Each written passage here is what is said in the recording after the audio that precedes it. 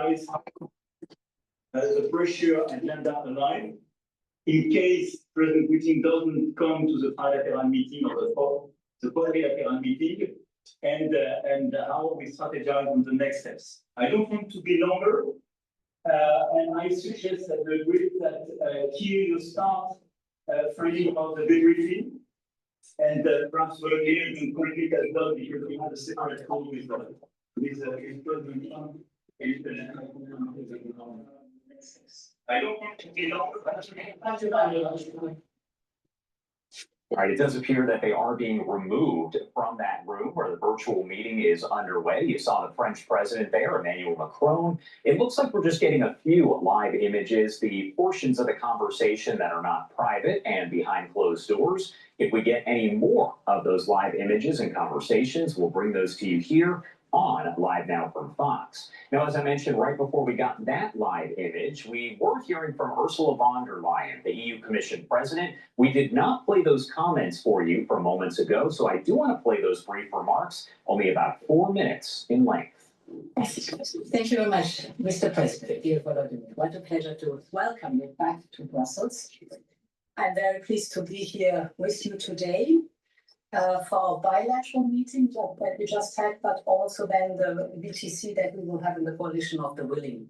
And of course, I'm very glad that I'm able to accompany you and other European leaders for the meeting tomorrow that we do have with the US President in the White House. Since the beginning of Russia's brutal invasion, Europe has been at Ukraine's side, united, and we will support you for as long as it takes, for just and lasting peace. And this peace must be achieved through strength. Let me touch upon the main points. First, we must have strong security guarantees to protect both Ukraine and Europe's vital security interests. Ukraine must be able to uphold its sovereignty and its territorial integrity. There can be no limitations on Ukrainian armed forces, be it cooperation with or other third countries or assistance from other third countries, no limitations for the Ukrainian armed forces. As I've often said, Ukraine must become a steel porcupine, undigestible for potential invaders. We welcome President Trump's willingness to contribute to Article 5-like security guarantees for Ukraine.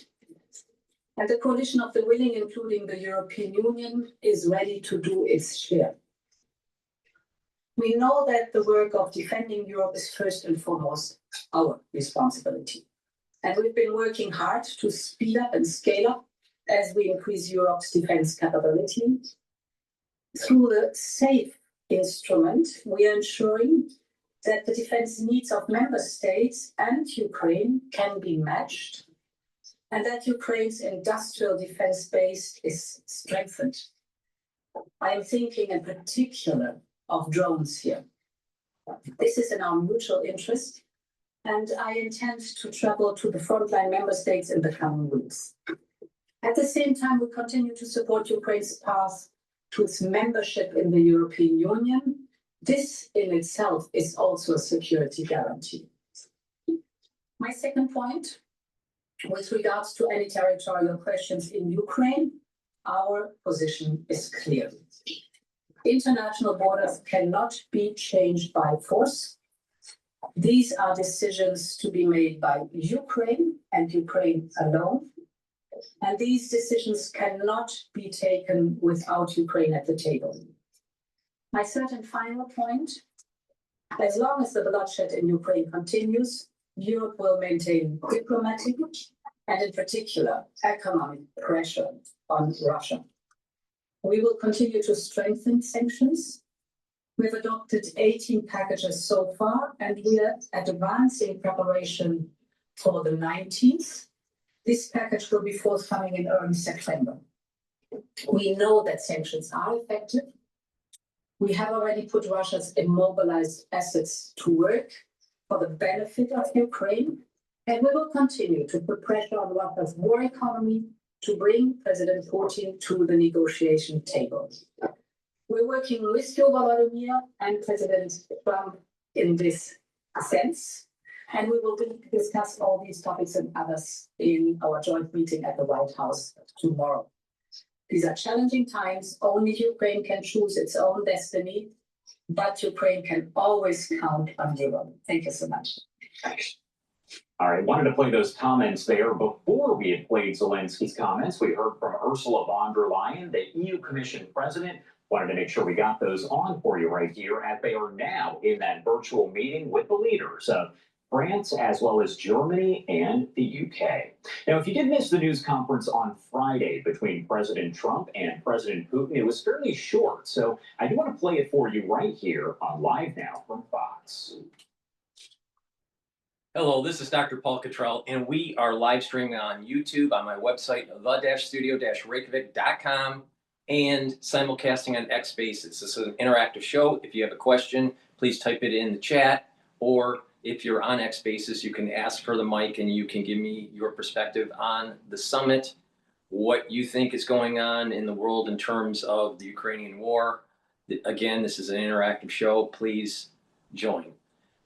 We are doing the live stream on August 17th. I will also replay this on the different channels I have. I have 4 channels on YouTube: Brighteon, Bitchute, and Rumble. Please follow me on all those channels. It's very important. So please subscribe to all those channels. I'd like to say thank you to the domestic audience for joining and also contributing to the show, and to the international audience. I have a lot of international viewers, so thank you very much. If you'd like to help support the work that I do, all these videos are for free. Please share the links, ask your social media to follow me.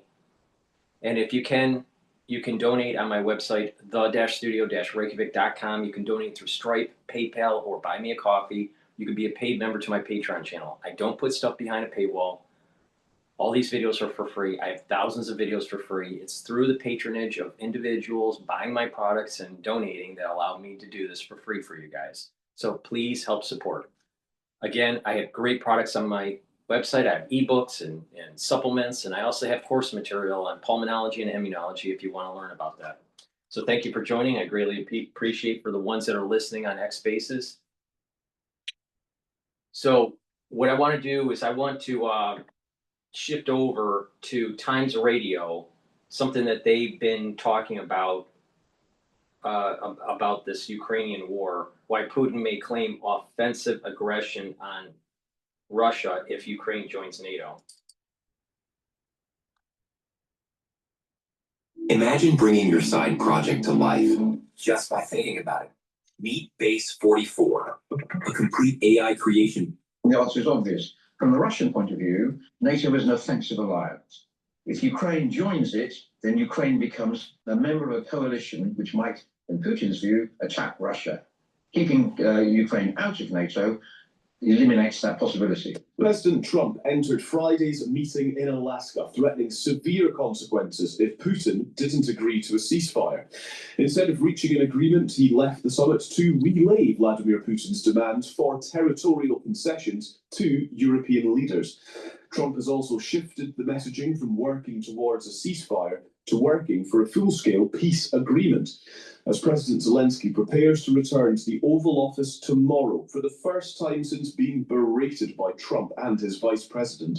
Is there now a realization, however old-fashioned and uncomfortable it may be, that Putin has conquered land and therefore he's going to get to keep at least some of it? He wants the Donbass region. He controls 70% of Donetsk and most of Luhansk already. The coalition of the willing nations, including the UK, will meet today. We will brief you on what to expect. The Sunday Times' Mark Urban outlines how Putin's strategy is more cunning than ever.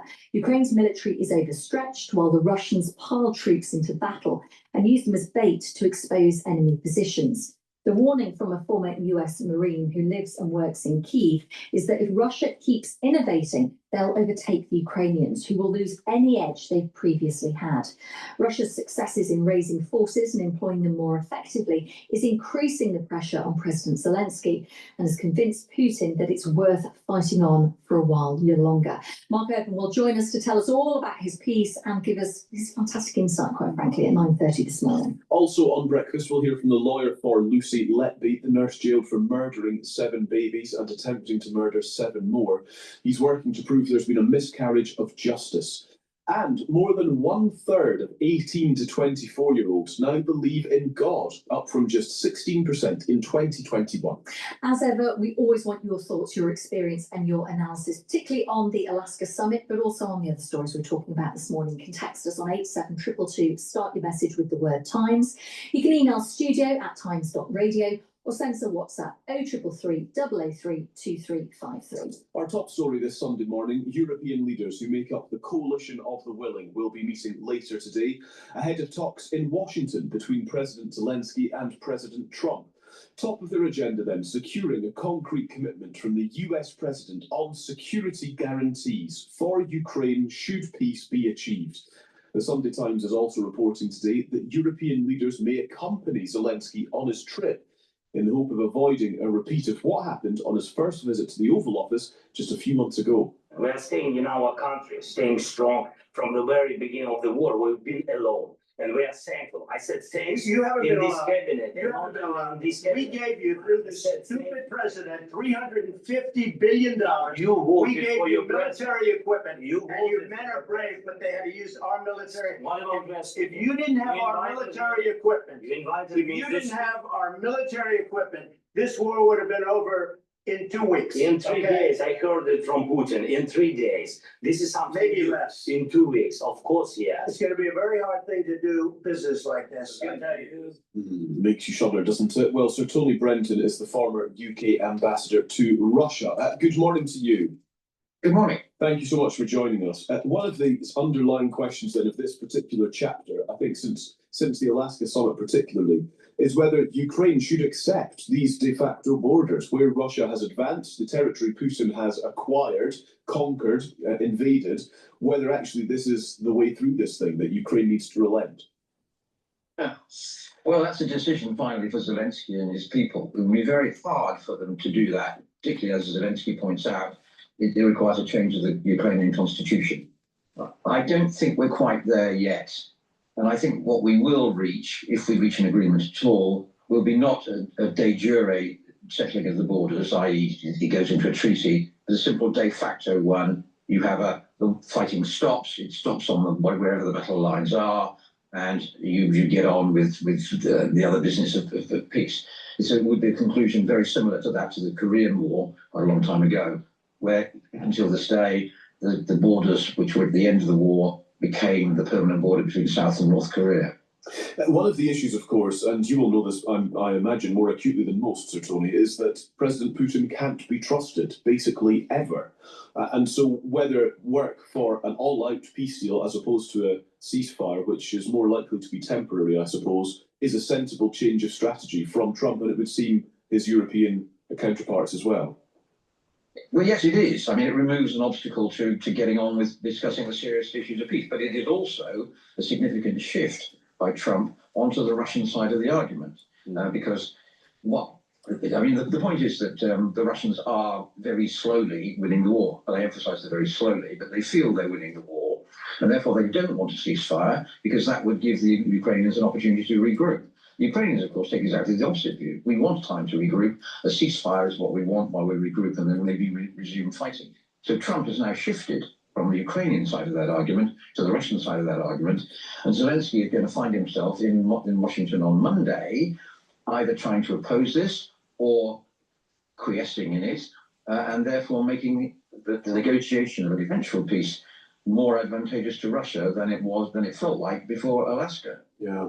So we've got potentially de facto borders. We've got work towards a peace deal rather than a ceasefire potentially. And that then brings us, I think, to security guarantees and what they may look like, because I think there has been a shift from Trump in tone on this over the weekend as well, that actually it sounds like the US might be more willing to be a part of what this security guarantee should look like. What should that security guarantee be for Ukraine in order that these other things, a peace deal fundamentally and de facto borders as part of that, so that they can be a part of progress here?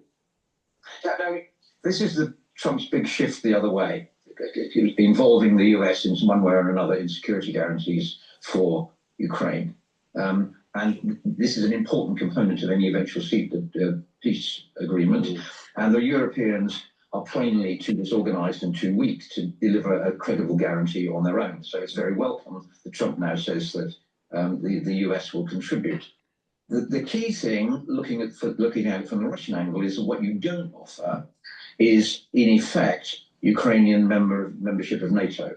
What you offer is an assurance, backed by the US, backed by the coalition of the willing, perhaps involving peacekeeping troops. So I think that's very unlikely. I think it's unlikely the Russians will accept that. That if the Russians, peace having been established,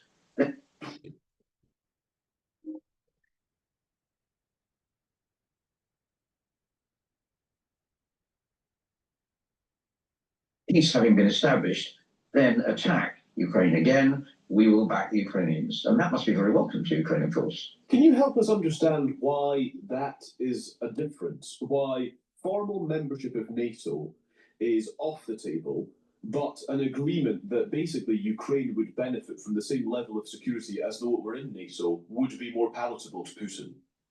Yeah, and the answer is obvious. From the Russian point of view, NATO is an offensive alliance. If Ukraine joins it, then Ukraine becomes a member of a coalition which might, in Putin's view, attack Russia. Keeping Ukraine out of NATO eliminates that possibility. How fascinating. Is NATO an offensive alliance? I think I would have always perceived it as more defensive, that it exists to defend if there's an infraction. No, you're right. No, I think it's the same. Yeah, NATO was supposed to be a defensive organization to fight against the Warsaw Pact. Now, what has happened since the fall of the Berlin Wall has been an expansion of NATO eastward, but also NATO forces being involved in Middle Eastern operations. Well, NATO was really constructed to be a defensive system, a defensive organization against the Soviet Union. So no, it has at times been offensive, not just defensive. This is the problem. This is like what's happening is that you're almost seeing like almost a revisionist history taking place with the actual history of NATO, especially in the modern time. It's not just defensive. Get real. You know, none of us, like we're all peace-loving Europeans. We don't want to go out and attack people unless they're Serbia. But the point here is that every alliance regards its opposing alliance as offensive or as an offensive threat. And from the Russian point of view, if you look at it from the Russian point of view, the front line of NATO has moved 300 miles closer to Moscow, simply as a result of expansion that has already taken place.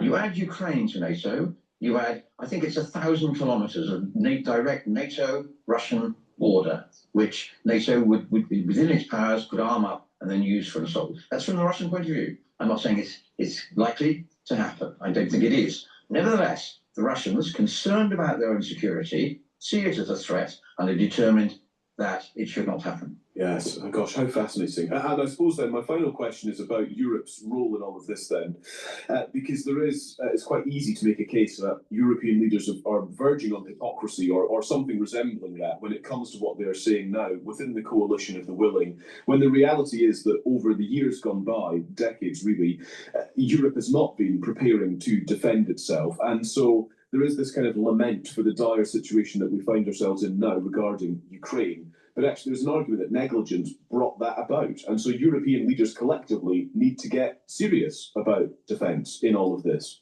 Yep.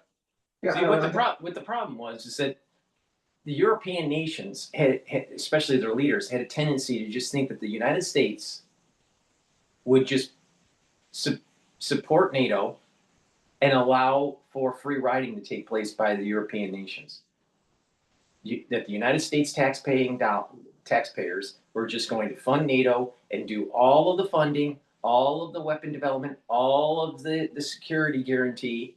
Meanwhile, all these other countries within NATO were doing the free ride, not willing to spend a certain percentage of their GDP to help fund NATO. But meanwhile, what they did was they took that, because money's fungible, and they took that free riding, and invested in their society for free education or free healthcare. They expanded their social services for their citizens within that country, let's say for Germany or for England or whatever, for France. Meanwhile, the American taxpayers were footing the bill for NATO for decades, while the European leaders were not picking up their fair share. Now, all of a sudden, they have a problem, and they're having a hard time deciding, how they're going to deal with it, because they were caught with their pants down. They weren't prepared. They weren't prepared for this. They weren't prepared for some sort of aggression by Russia. But that's the fault of the Europeans. That's not the fault of the United States. The Europeans should have been investing in their defense systems instead of just taking the free riding of the American taxpayer, thinking that they're always going to bail them out. Meanwhile, we have a problem in the Pacific with China and the issues that are going on in the Middle East. So the European leaders need to pick up the ball and be more assertive with paying for their own way in NATO. Now, it is starting to happen, but that's only happening because of Trump. Trump forced them to do it. You had all these other presidents that just let them free ride. It's totally persuasive. It's obviously right. And it's right not only because Europe has the money and the potential to defend itself without American support, but actually, even to maintain American support, we need to do more to look after ourselves. So there are encouraging signs, actually. Defense budgets are going out. There's the commitment to the recent NATO summit and all of that. It has to be said that people like me, weary old cynics, if you like to put it this way, are viewing these signs with a certain amount of skepticism. We have seen, for example, Spain saying, no, we're having nothing to do with this new target. We've got to look after the welfare of our people. We've seen Italy saying, yeah, we'll move towards the new 5% target, but we're going to spend most of it actually on building a bridge between Sicily and mainland Italy. There's a lot of See, that's the issue. Flexibility. That's the issue. Right there. What are you talking about with Italy? Wasteful spending that's not solving the problem. See, they thought it was okay for the American taxpayers just to foot the bill. No. Meanwhile, we have problems with our Social Security. Meanwhile, we have healthcare costs going through the roof. And the division between the have and have-nots are increasing in the United States. Do you think that's right for European leaders to take advantage of the American taxpaying dollars? No, of course not. It's not fair. It's not right. And it's not even our backyard. See, what's been happening is that the United States taxpayers have been funding Europe since World War II. It's never ended. It's just in different forms through peace agreements and through NATO, alliance and all this stuff. But the United States has always been coddling and supporting Europe. Meanwhile, they want to have high tariffs for American goods. No, it's time for them to pay their own way and support their own defense, their contribution to NATO, and deal with the problem. It's not a United States problem. It is a European problem.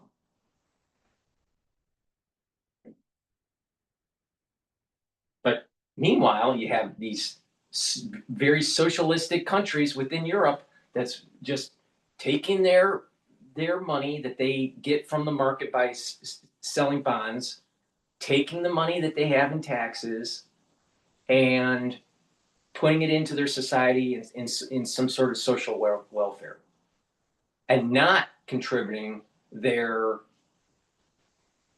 defense budget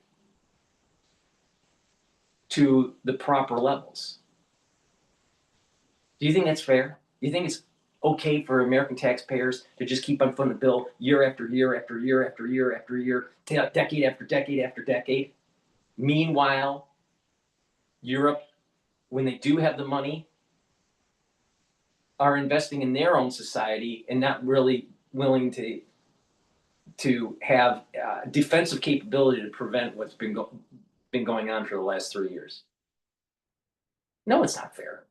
And this is the reason why Trump kept on saying, what's the point of NATO if America is always paying for it?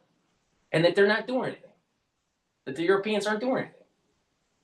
So what really needs to happen is that the Europeans need to pay their 2 or 5% of their GDP budget, whatever it is, support NATO, have offensive and defensive capabilities, support Ukraine, if that's what they want to do, and they're going to have to tell their society, your social programs are going to have to take a back seat because we've been not focused on defensive capabilities of the country. They were in neglect. So they're going to have to tell their population, you can't have free healthcare. You can't have free education. You can't have. Because we haven't been focusing on certain aspects of national security, and now it's time that we have to. So they're going to have to tell their population to get off of the American tit.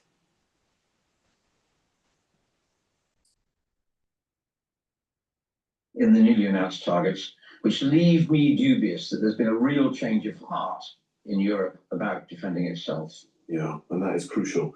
It's really good to speak to you, Sir Tony Brenton. Thank you for your time. Thank you. Sir Tony, former UK ambassador to Russia. The UK has been having this problem. The Germans have been having this problem. The Italians have been having this problem. The French, they were willing to take American tax-paying dollars and just keep on letting America deal with NATO, America, and they just put their very minimal contribution in, and then make sure that their society had the social welfare programs. Meanwhile, you have starving vets in a United States, which pisses me off so much. There should be no reason why our vets, our veterans, are treated the way they are when they come back. Our veterans should not be homeless, and they should get all the health care that they need for free. For free. Their health care should be for free. Why? Because they were willing to sacrifice their life for the country. So some snot-nosed German that's getting their education for free because the American taxpayer is willing to foot the bill in NATO, and the Germans aren't paying their fair share, or the French, or UK. Meanwhile, American vets are homeless. That's just wrong. That's just fucking wrong.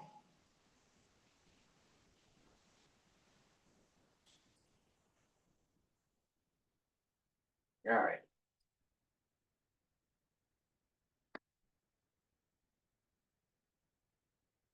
All right, so I'm gonna play another Times Radio where it's talking about Trump's ceasefire stance aids Putin's plan to drag out the Ukrainian war. Please go to my store, the-studio-reykjavik.com. Help support the work that I do. These videos that I do are for free to give you my perspective on what's going on. We're not going to be talking about the financial markets today because of the whole summit that took place on Friday.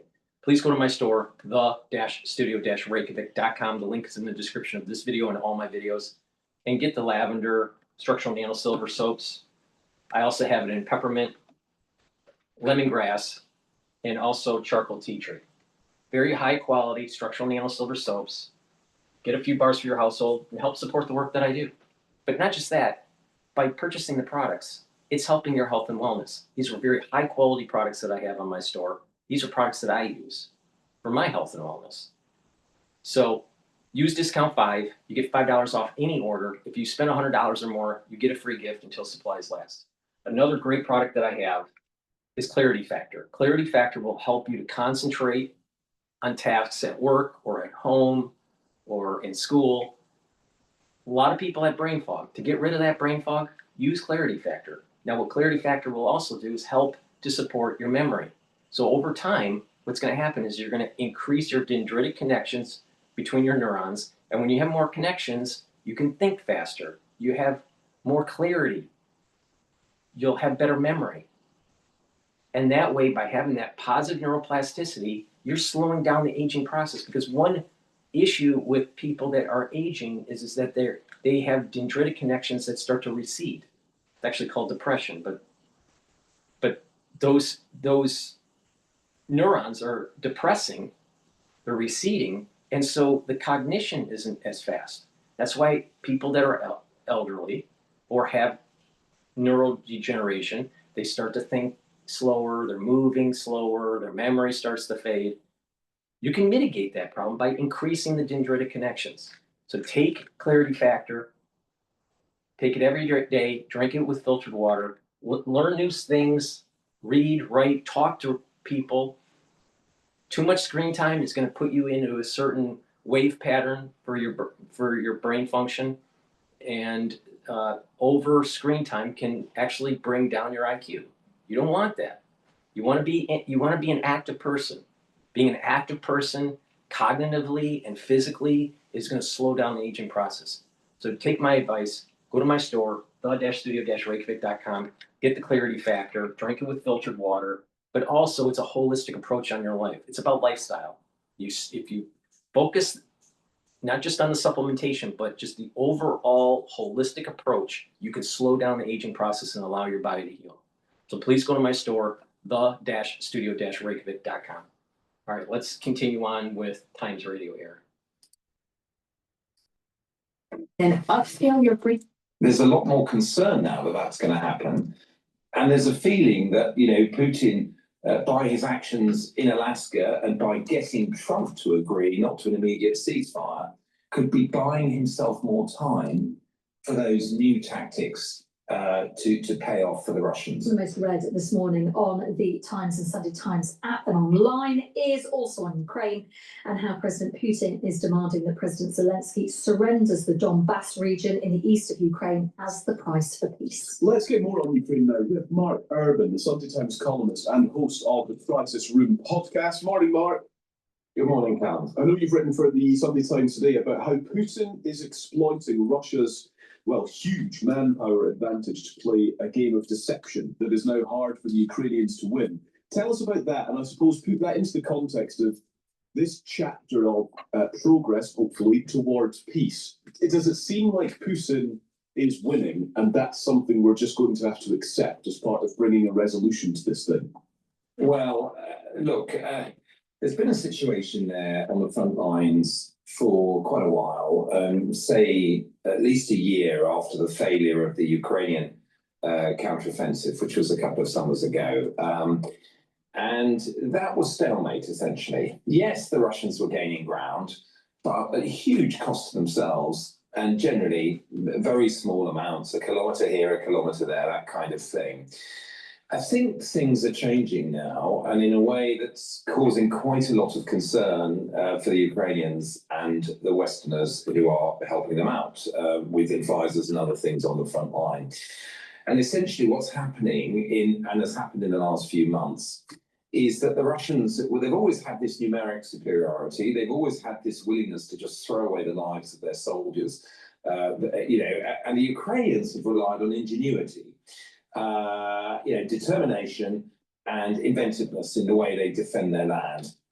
But things are reaching a more problematic moment now. There's several reasons for that. Firstly, the Ukrainians just don't have the numbers. They've struggled to recruit sufficient soldiers throughout this war.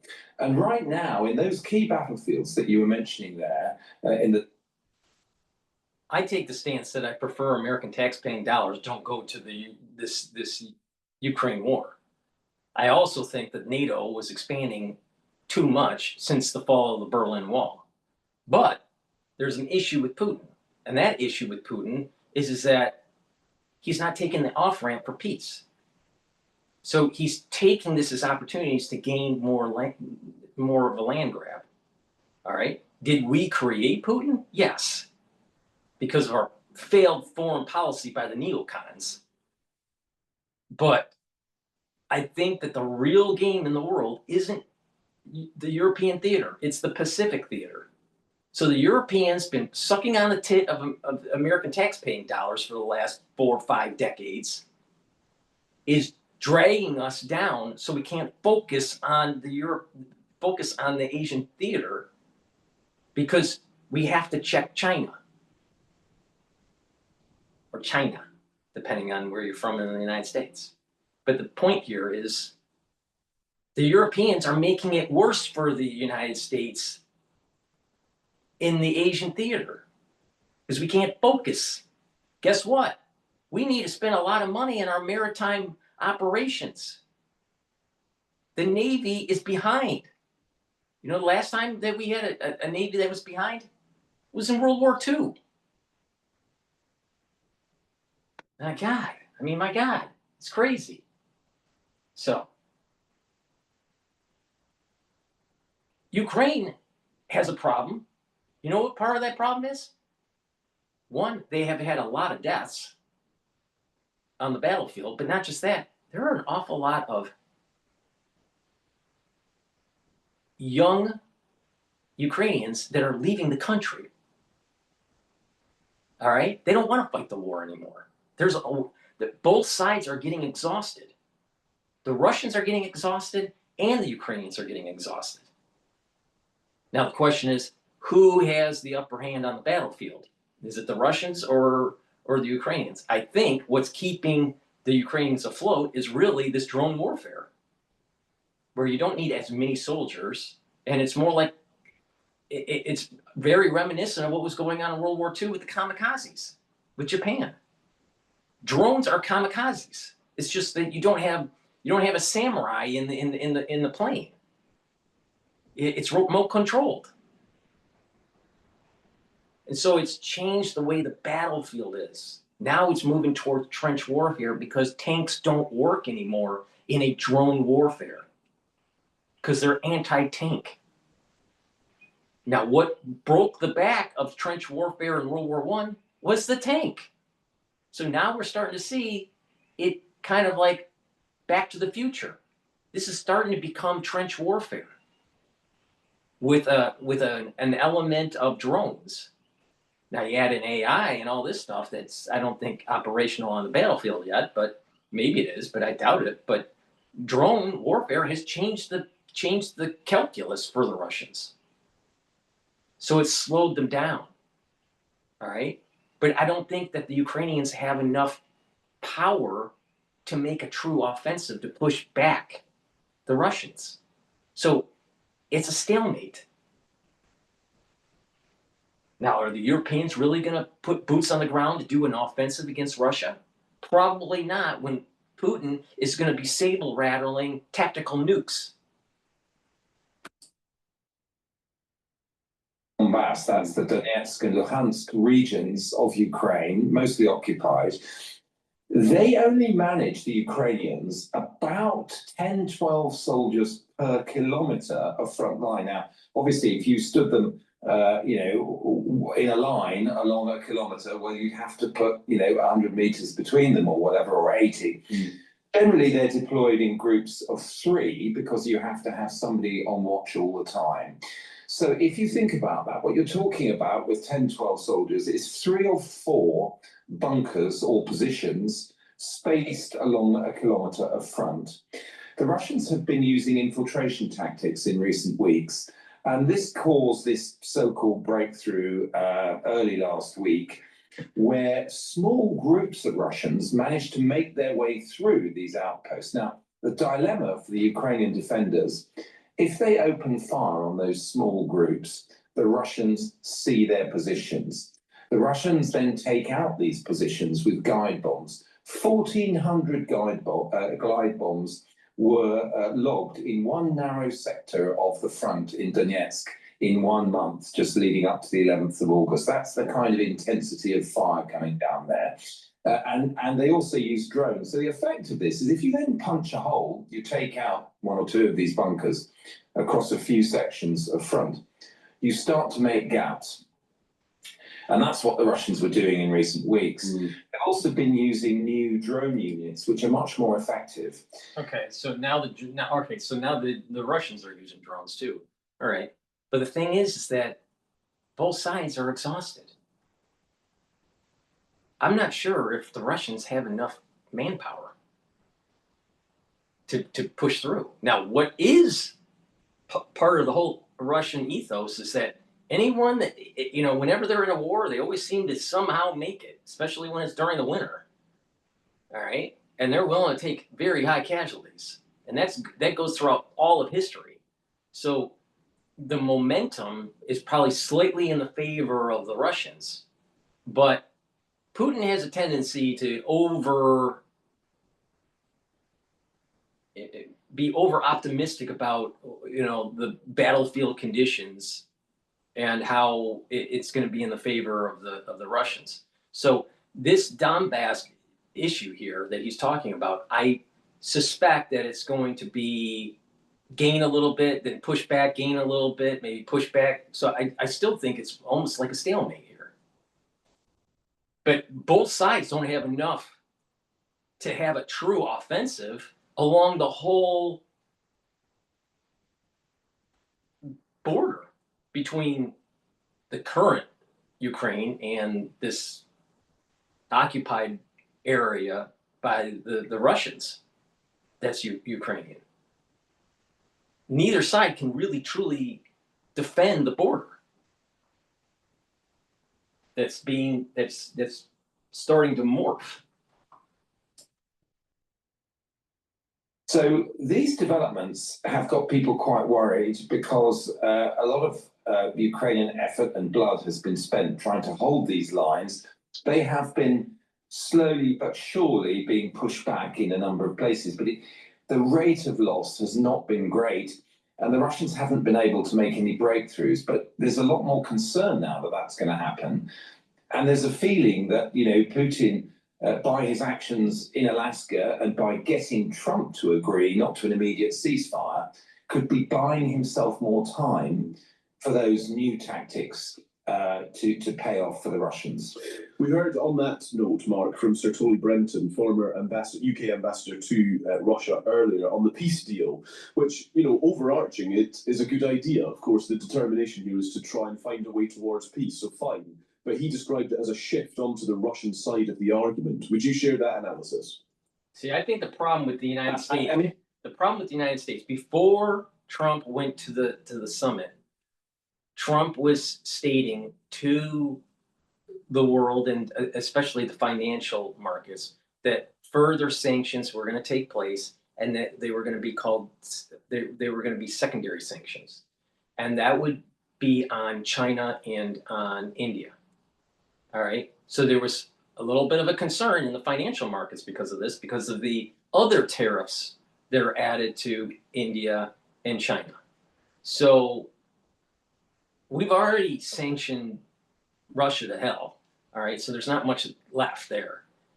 But going after countries that purchase their oil or countries that purchase their weapons, like India, or countries that help with the war effort for Russia, could be tariffed and sanctioned. All right. The problem comes in is this, that it's those additional sanctions or tariffs on Russia, on China, and on India cause such turmoil that in the financial markets, that it's not a good, quote, weapon to use or a tool to use to try to choke off Russia. So I think what's happening is that Trump is talking to the Saudis, and the Saudis are trying to bring down Brent crude. So Brent crude is starting to sell lower. It's in WTI. So that's the US side of oil trading. So Brent crude and WTI crude are selling lower, below their recent trading range, to try to reduce the amount of money that Russia is getting on the black market from China and India. So if Brent is trading at 65 and Russia's selling it at, let's say, 55, right? There's this arbitrage that India and China are getting. But the lower you bring that down, then that less of an arbitrage and less money will be actually going to Russia. So there's an oil play that's going on here. And I think that the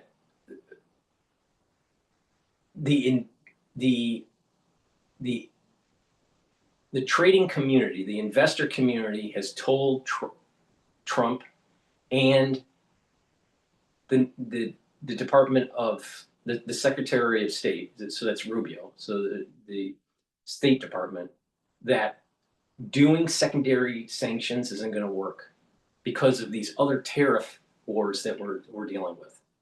So there's a two-front thing going on with Trump: tariff war and the secondary sanctions that he can't. He's limited on what he can do. All right, so he's working with the Saudis to try to bring down oil. What's OPEC Plus doing? They're raising production. All right, so they're trying to drive the price down. Now, I watch oil markets very closely. This is the take that I think is happening. All right, so instead of Trump doing the secondary sanctions, he's trying to drive down the oil. Okay, now before Trump went to the summit, he kept on bolstering, we're going to do secondary sanctions and we're going to be more forceful. Investor community says, well, wait a minute, you can't do that. I'm sure Bassin, sat down Trump and said that might be a problem. I'm sure Lugnick said, that's starting to become a problem, maybe with the tariffs with India and China already. All right, may cause problems with the bond market. At the same time, what happened with economic data? Inflation is starting to slightly creep up in the PPI, not so much on the CPI index, but the PPI seems to be creeping up. Annualized inflation for this year is projected to be 3.1 or 3.33. Expectation is 3.9 from the University of Michigan data. So all of these points of data are telling Trump, you have to be very careful about the secondary sanctions. So he's at the summit. He's seeing that Putin isn't willing to back off, and that he wants, quite a bit of territory that has been gained during this war, especially the Donbass region. And Trump's saying, well, wait a minute here, this is not going to be a ceasefire, and that this is the can is being kicked down the road, and there's going to be this trying to get a peace agreement, which is harder than actually a ceasefire. So Trump gets a pass by saying, well, I'm working with Putin, and we're trying to do a peace agreement. So we're not going to do secondary sanctions, even though Trump said he was going to do the secondary sanctions. So what has happened is that now the summit has been a success for Trump in Trump's eyes, because he got out of a situation where he painted himself into a corner. He said he was going to do secondary sanctions on India and China, and he really can't. And he uses the summit as a means to, I'm pursuing peace, and we're going to try to go down the road of a peace agreement. But we have to work with the Europeans and Ukrainians. So now no one's talking about secondary sanctions. See, Trump said something and couldn't really do it because the powers that be basically said this ain't going to work. And now he had to back off and save face. And that is an element of the summit. So in a way, it was successful. He's mastered the marketing of pursuing peace, and he was able to back off on the secondary sanctions on India and China. So that's, I think, behind some things that are behind the scenes, because there's an economic element to this. Now, by saying that there's going to be security, that there's going to be a security agreement, NATO-like security agreement, that the United States is going to help with Ukraine, that seems probably a bit offensive towards Russia. So Putin's going to say, well, wait a minute, now this is starting to, become a little bit more aggressive. Now the question is, will Putin see if Trump is playing chicken or not?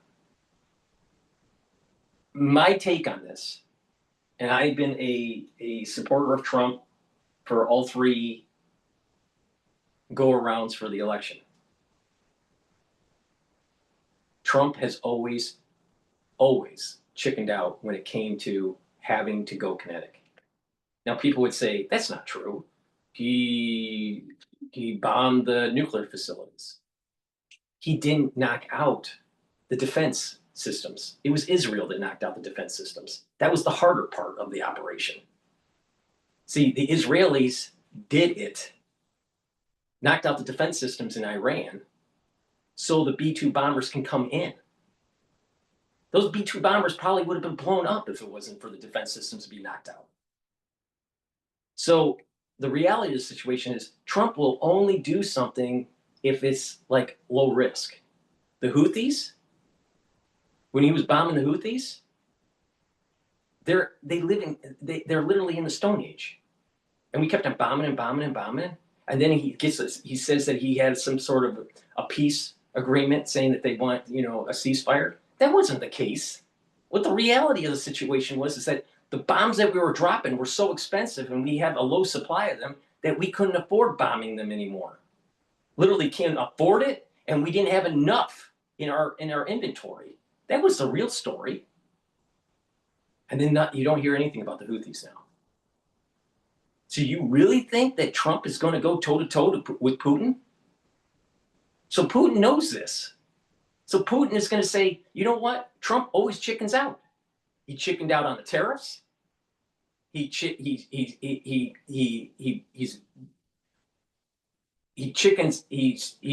out on the secondary sanctions. So why he chickened out with Houthis? He chickened out with Iran. Bombing nuclear facilities is really important to knock it out.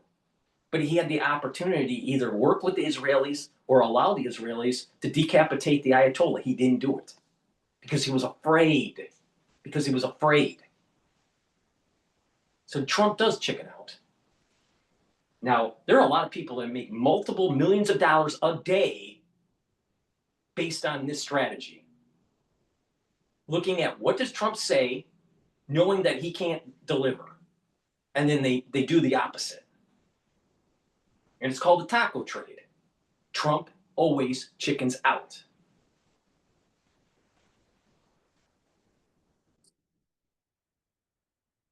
Interesting the way the issue of a ceasefire has kind of yawed back and forth during this war. If you go back a while, late 22 through 2023, Zelensky was against a ceasefire because he felt that it would stop him regaining those occupied parts of his country. And, you know, in those early months of the war, the Ukrainians were doing quite well. You know, they drove the Russians back from the gates of Kiev. They liberated a lot of Kharkiv province, and then they had progress in the south as well. More recently, Zelensky has understood that things are not going the way of the Ukrainian army, and he's been under pressure from Western friends not to annoy Trump. So while Trump was on the ceasefire bandwagon, so the first part of this year, Zelensky said he was too. Now, was he really, or did he just think, no, Putin's not going to take it up, so I'm not going to have to actually go through with this? Whichever it is, the position has now changed because, as you said, effectively, Trump has now sided with Putin on this question of the negotiations. Putin has said, no, we don't want a ceasefire. We've got to deal with the underlying issues. And of course, those underlying issues are extremely difficult. And therefore, what that will tend. So Putin sees that Trump is chickening out. And there's a little bit of a momentum shift for the Russians to maybe gain some land, but I think that it's not going to be that much. The Europeans are going to have to fund more of the war and issue materiel to the Ukrainians, but the Ukrainians don't have enough soldiers. And so this is going to continue on until the end of the year and to see what happens. See, Trump is he has an aversion to death. You notice this. He's talking, I'm trying to save death. I'm trying to save lives. He has an aversion to it, especially American soldiers. And I can understand, you know, you're the commander in chief and you don't want your soldiers to die. I get that. All right. But let's go back to the Vietnam era when he was at an age to be serving in the military during the Vietnam era. What did Trump do? He tried to get a bone spur. He was basically saying they had a bone spur on his foot and he couldn't serve because he was afraid of death. Now, there's about, I don't know, 58,000 soldiers that died in the Vietnam era, during Vietnam. Well, we had hundreds of thousands of soldiers there, so the probability of dying from Vietnam was low. There were a lot of soldiers that died, but the thing is that in terms of other wars, Vietnam was nothing. All right, but he was afraid. This is going all the way back to in his late teens, early 20s. Afraid to serve.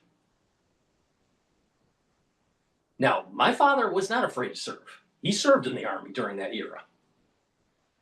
He enlisted. So, I mean, there are people that it's like, you know what? You can see going all the way back to the early days of their adulthood life, right? And you can see what kind of person they are. And it doesn't change much as they get into their 70s. All right? So, bone spur Trump, afraid that bone spur Trump is the same guy that was afraid to decapitate the Ayatollah when he could have. The same bone spur Trump is afraid of knocking out the Houthis and using ground forces. It's probably going to be the same bone spur Trump that's going to let Taiwan fall into the hands of the Chinese. Now, I'm not that far off from the truth here on the psyche of Trump. He has a risk aversion to death. Now, that doesn't mean that, we should take, uncalculated risks. But literally in the palm of our hand, we could have destroyed the Ayatollah in Iran and stopped the theocratic fucking regime there. And he didn't do it, which was stupid. It's just as stupid as Bush Sr. not killing Saddam Hussein during the Gulf War. Bone spur Trump. Now, again, I support Trump. I voted for him 3 times. I'm all about America first. I'm all about, rebooting America, especially its manufacturing. And I also believe in a strong military. And I believe that we need to check China and make sure that we don't lose the first island chains.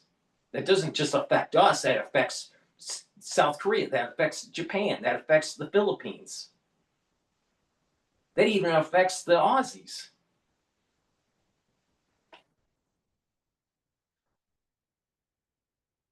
Bone spur Trump. Is you're going to need a lot more time to negotiate the fundamentals, even assuming you can do that successfully, and time is on the Russian side. Yeah. So that's the really difficult position that comes out of this summit.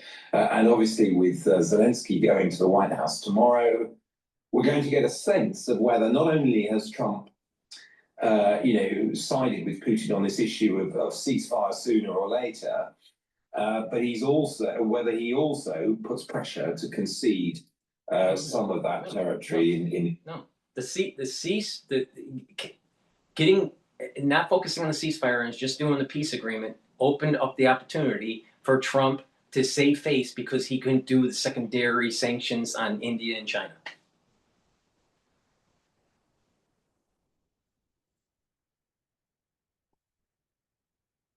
It's amazing. Because if he said ceasefire and focus on the ceasefire and Trump and Putin wasn't willing to do that, if Trump wasn't, I'm sorry, not Trump, Putin, if Putin wasn't willing to do the ceasefire, then it would automatically kick in the secondary sanctions. But by not focusing on the ceasefire and focusing on the peace agreement, which is going to take longer, one, it's going to buy time for Putin to gain some more land, if that's even possible. And secondly, it allows for Lutnick to continue negotiating the problems that they have with the tariffs with the Indians and the Chinese.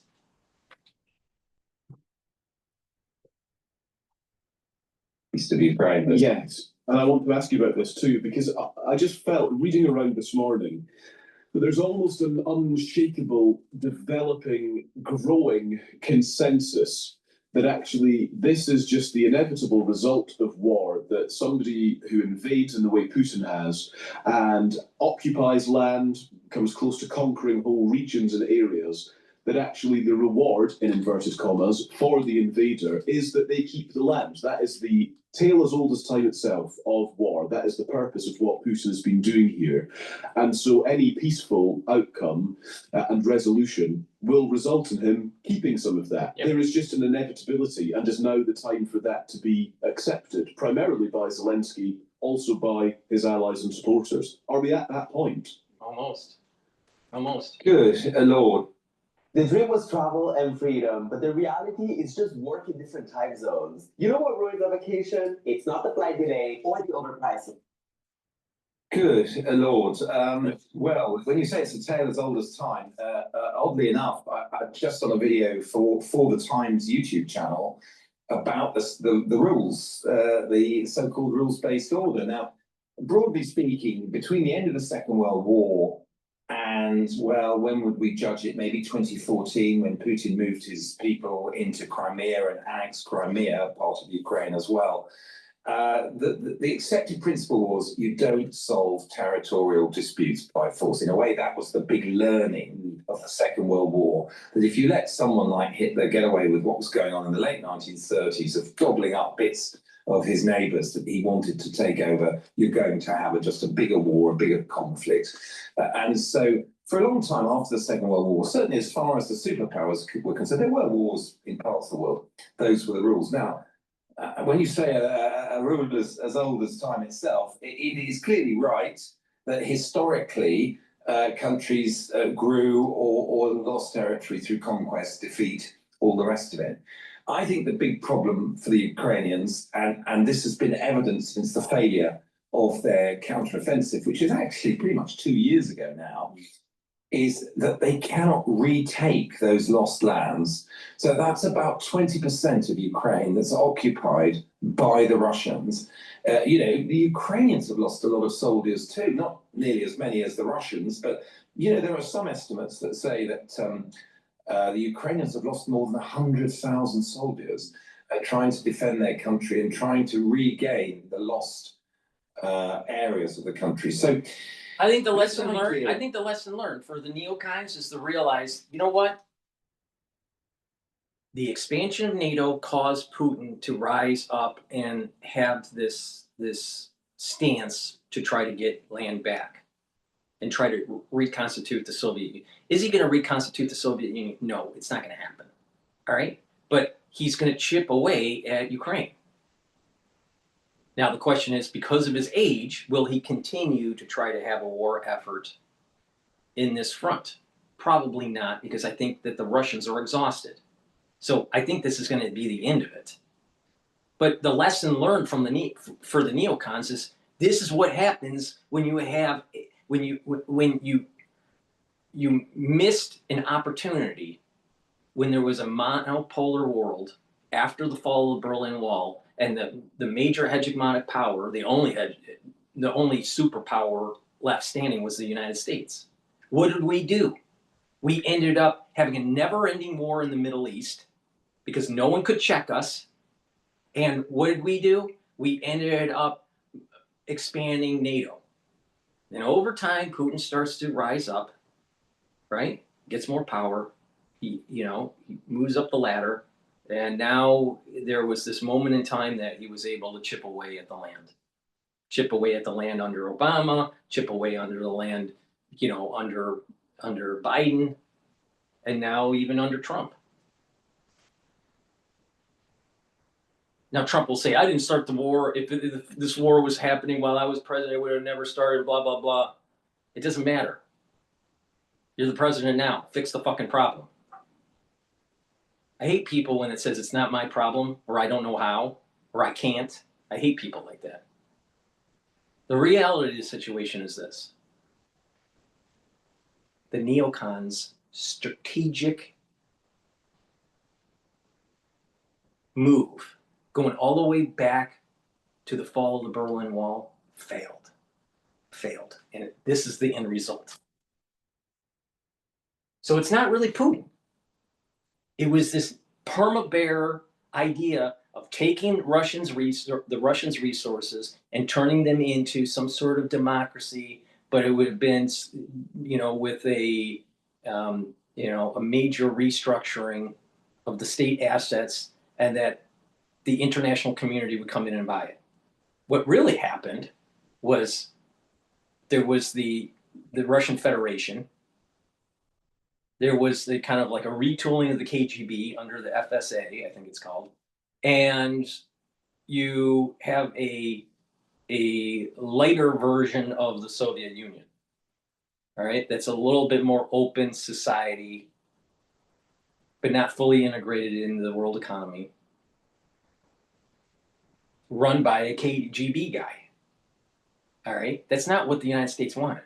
With the the state assets were sold off to the oligarchs. What the United States really wanted was Western powers in the private sector buying those assets. But that didn't happen. So the whole neocon strategy against Russia post-Berlin Wall falling has been a failure. They should have had more open arms, and try to integrate them into the economy in a peaceful way, instead of always thinking that Russians are bad. Look around the corner, Russians are bad. This is the problem with the intelligentsia on the East Coast in the United States. They teach this crap in these elite schools that Russia is always going to be some sort of adversary to the United States constantly. And so we created Putin because of that. We sent signals going all the way back to 91 that this was it. And meanwhile, you fast forward to 2025 and we're going to have a fucking war with China.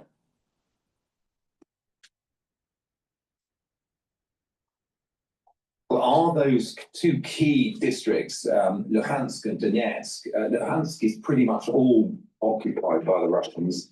Donetsk is largely so, and it's the rest of it. It's the kind of unoccupied part of that province that Putin is now demanding. You know, it's really That's amazing. Portuguese. It's really amazing, these historians and international affairs gurus.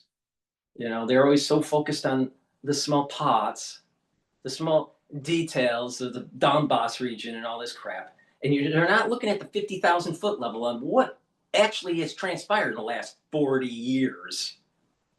What caused this problem?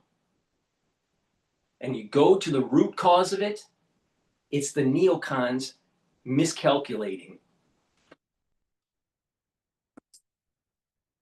Pots. Negotiating position, but the Donbass is largely gone. So that is the terrible question for Zelensky. Does he accept that as a fait accompli? Ukrainian public opinion is still strongly against that. If he accepts it in talks, does he basically finish himself politically? And is there a way of kind of trying to sort of square the circle there? So, for example, he doesn't have to accept that Russia is now the sovereign power in those two parts of Ukraine, but simply the fact that they occupy those two parts. Would that be enough? Would it be enough for him to accept a sort of 99-year Russian occupation of those parts of Ukraine? Those are the sort of formulas that the diplomats have been trying to get traction with in recent months. That the basic fact contained in your question, that those provinces are gone and the Ukrainians don't have the means of reconquering them by military force, is a given. Mark, it's so fascinating to speak to you. It's always great to hear from you and to watch you, indeed, on the Times YouTube channel. And There's not enough commentary out there that is focused on how the neocon strategy failed the last 40 years. Please go to my store, the-studio-reykjavik.com, and get the Good Night Formula. Good Night Formula is tryptophan, melatonin, passion flower, and GABA to help you get into 5 cycles of REM sleep so you can detoxify your body, be well rested in the morning, and consolidate memory. If you're sleep deprived chronically, you are increasing your chances of early onset of dementia. So it's very important to get a good night's sleep. Now, by having good sleep on a regular basis, you're going to actually notice that you're aging slower. So part of the anti-aging protocol is actually to be well rested. And not too much sleep, but if you're not getting enough sleep, you're not detoxifying your central nervous system. That's a fact. Now, omega-3 brings down systemic inflammation and helps with your lipid profile. It's a great way to help to lower your LDL levels and increase your HDL levels. By lowering your LDL levels, you're reducing the chances of LDL being oxidized, and oxidized LDL leads to plaque. So if you're reducing oxidized LDL, you're reducing your chances of plaque formation. Vitamin C and magnesium zinc, great stack to help boost up your immune system. But magnesium also helps with brain function. You are going to know people in the near term here, within 5 years, of early onset of dementia. And I'm not talking about people just in their geriatric years. I'm talking about people that are in their 40s. It's coming. I've told you why. Part of it's because of lifestyle. Some of it is because of exposure in the environment. And others, it's because of what we went through in 2020. So please go to my store, the-studio-reykjavik.com. Cleanse is a solution that you take a teaspoon, swish in your mouth, gargle, 20 seconds, 30 seconds, swallow. What this does is boost up the immune system. It helps with the epithelial lining in your oral cavity and your oral pharynx, helps with the mucosal barrier. It's going to boost up that immune system. If you're not feeling well or people around you are not feeling well, make sure you take a tablespoon or 2 a day, and then go back to your maintenance dose of a teaspoon a day. But take it every day. I've been taking max 35 or max 14 or cleanse for the last more than 5 years every day. So please go to my store, the-studio-reykjavik.com. Make sure that you use discount 5. You get $5 off any order. If you buy $100 or more, guess what? You get a free gift. All right. Let's listen to Marco Rubio. So you think you know Wix? Do you really? First up, we've got shaped video masks. You can use different shapes. Joining me now is Secretary of State and National Security Advisor Marco Rubio. Secretary Rubio, welcome back to Meet the Press. Thank you.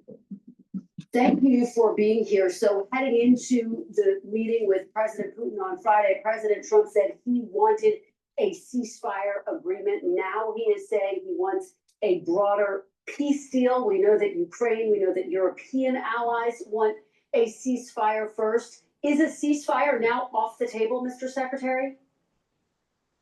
No, it's not off the table. I think what the president said, in fact, you just read it on the air a few moments ago, it was agreed to by all that the best way to end this conflict is through a full peace deal. There's no doubt about that. I mean, who would be against the fact that tomorrow we came to you and said, we have a full peace deal and it's done? I think that's the best way to end the war. Now, whether there needs to be a ceasefire on the way there, well, we've advocated for that. Unfortunately, the Russians, as of now, have not agreed to that. But the ideal here, what we're aiming for here is not a ceasefire. What we ultimately are aiming for is an end to this war. Well, I want to drill down on that exactly and what happened, because as you just heard before the meeting with President Putin, President Trump warned there would be, quote, very severe consequences for Russia if it didn't stop the war. Here's a little bit more of what he said on the plane ride over. Take a look. I want to see a ceasefire rapidly. I don't know if it's going to be today, but I'm not going to be happy if it's not today. So what exactly changed? Is it that Putin would not agree to a ceasefire? Well, first of all, the Russians are already facing very severe consequences. There's not a single sanction that's been lifted. And not one. I mean, they're facing all the same sanctions that have been in place today. All the American support continues for Ukraine.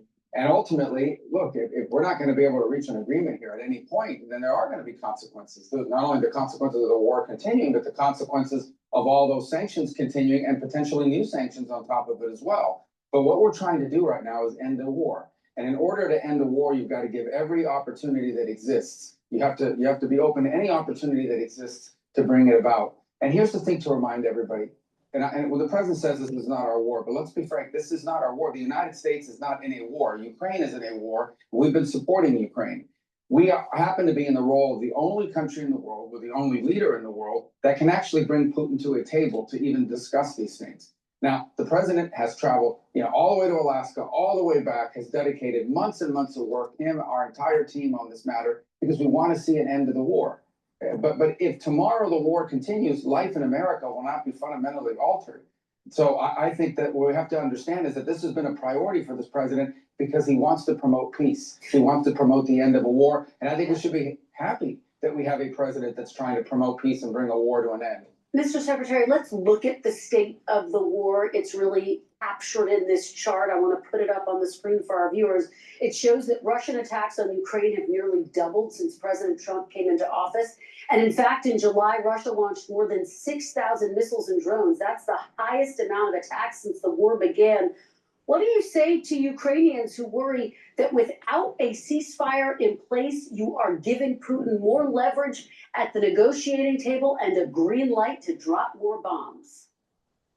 Well, the problem with that is that we've been asking for a ceasefire for a long period of time. We think usually it's very hard to negotiate when you're in the middle of hostilities. But that said, the only way to have a ceasefire is for both sides to agree to stop firing at one another. Beyond that, and the Russians just haven't agreed to that. Beyond that, I would say that one of the complications about ceasefires is they have to be maintained, which is very difficult. I mean, every single day we keep an eye on what's happening between Pakistan and India, what's happening between Cambodia and Thailand. Ceasefires can fall apart very quickly, especially after a 3.5-year war like what we're facing now. But I don't think anyone disagrees that the ideal here, what we're aiming for is not some permanent ceasefire. What we're aiming for here is a peace deal. So there's not a war now and there's not a war in the future. But why not impose more sanctions on them and force them to agree to a ceasefire instead of accepting that Putin won't agree to one? Well, first, I think that's something that a lot of people go around saying that I don't necessarily think is true. I don't think new sanctions on Russia are going to force them to accept the ceasefire. They're already under very severe. Russia already has sanctions on them, and any further sanctions are going to do very little. This is the reason why Trump was talking about secondary sanctions. The problem with that is that you have the tariff war that's on top of it that causes problems for the financial markets.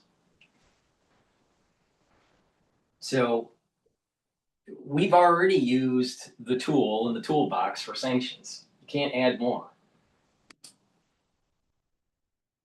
Sanctions. I think that should be, you could argue that that could be a consequence of refusing to agree to a ceasefire or the end of hostilities. But there is no evidence that more sanctions, because sanctions take months and sometimes years to bite. And we may very well wind up in that place. I hope not, because that means that peace talks failed. But we have to give every opportunity for peace a chance in this particular case. And that's what we're trying to do here. And so those options remain to the president. The minute he takes those steps, all talk stop. The minute we take those steps, there is no one left in the world to go talk to the Russians and try to get them to the table to reach a peace agreement. So that moment may come. I hope not, because I hope we get a peace deal. But so, Mr. Secretary, a lot of people have heard President Trump threaten sanctions for months, and they are wondering, are they empty threats? Why hasn't he punished Putin to date for this war since taking office? Well, again, every single sanction that was in place on the day he took over remained. And the impact of all those sanctions remain. You know, when the Russians landed in Alaska, they were there to refuel. They had to offer to pay in cash to refuel their airplanes because they can't use our banking system. They face consequences every single day. But the bottom line is that has not altered the direction of this war. That doesn't mean those sanctions are inappropriate. It means it hasn't altered the outcome of it. And here's what we do think is important, and that is that we end this war. To end this war, you have to be able to engage with the Russians. As much as people may not like it, as distasteful as people may find it, the only way to end this war is to get the Russians to agree, as well as the Ukrainians, but the Russians to agree to a peace deal. And the minute you issue new sanctions, your ability to get them to the table, our ability to get them to the table, will be severely diminished. That moment may arrive, but when it comes, what you're basically signaling is there is no opportunity for peace at this point. So just let's put on more sanctions and allow more people to get bombed and more people to be killed. And that's what we're trying to stop. So, Mr. Secretary, what will Russia have to give up? What concessions will Russia, the aggressor, have to make as a part of this peace agreement? They're going to have to give up land. Well, that's what these negotiations are about. And as you can imagine, everybody goes into a negotiation wanting 100% of what they want.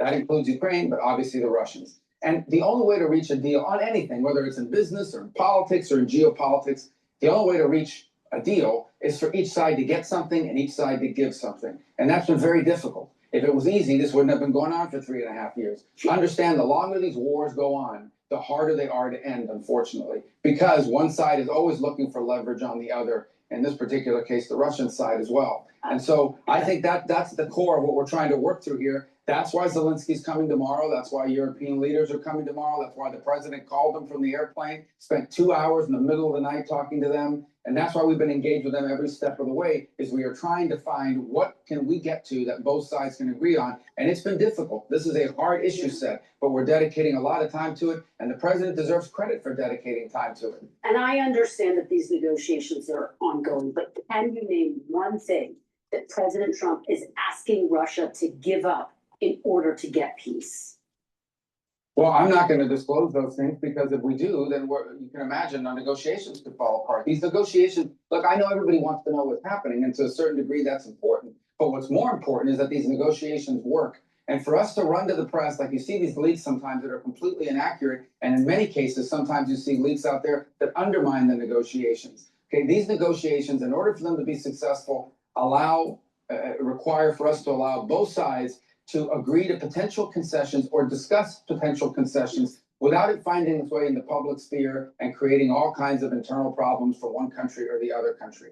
So here's the bottom line. We all know what the elements of such a deal. There has to be talk about what the territories are going to look like and what the border lines are going to look like at the end of this conflict. There has to be talk about Ukraine's legitimate desire for security in the long term to make sure they don't get invaded again. There has to be talk about how Ukraine is rebuilt. And how do you rebuild a country that's been attacked as often as it has over the last 3.5 years? These are all key elements of any agreement. We understand that. And each side is, if there's going to be a deal, each side is going to have to give up on something. That's just a fact. Mr. Secretary, I want to show folks what Ukraine looks like right now. This is a map of Ukraine. That red section there, that's the area currently under control by Russia. It's about 20% of the entire country. There are reports that Putin is asking to keep all of this territory in a potential deal. Is that what's being discussed? Can you confirm that?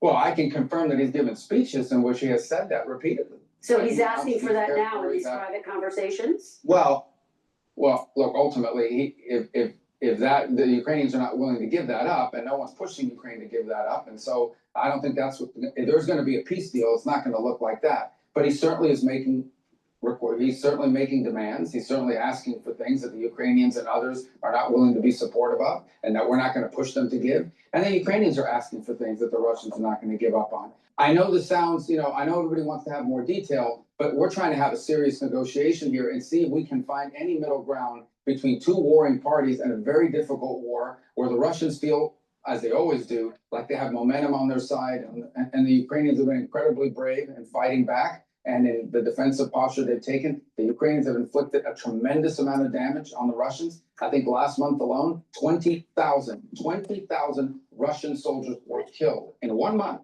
in this war. So the Ukrainians have inflicted a tremendous amount of damage on the Russians as a result of this. Both sides are very dug in. This is a difficult one, but we're going to continue to work on it because the president made it a priority to try to end the war that should have never happened. Mr. Secretary, you were one of the few people in that room with President Putin and President Trump.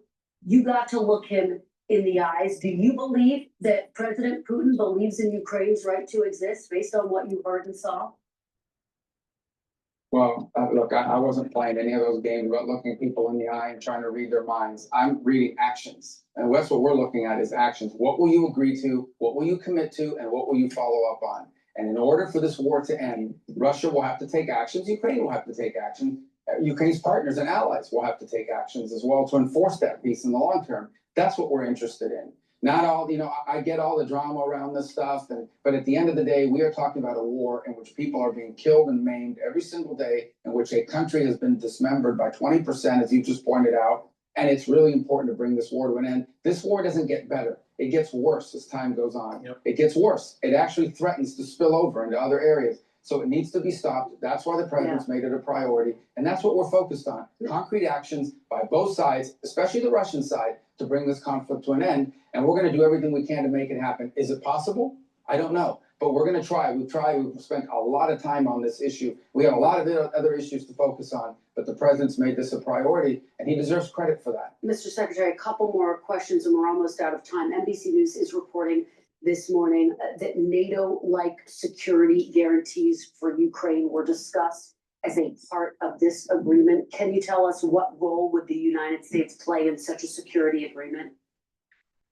Well, there'll have to be some security guarantees for Ukraine, right? I mean, it's one of their fundamental demands is that if this war were to end, they have to make sure this never happens again. They don't want to get reinvaded. They don't want to wait 3 or 4 years from now and find another, war on their hands. So there's going to have to be some security guarantees as part of it. How that's structured, how that's built, what our role will be, that'll be the kinds of things we'll have to work through. But again, that is going to be a key element of this deal. And it is something that in order for there to be a peace, the Russian side is going to have to accept that Ukraine is a sovereign country that has a right to defend itself and has a right to enter into alliances with other countries to defend itself.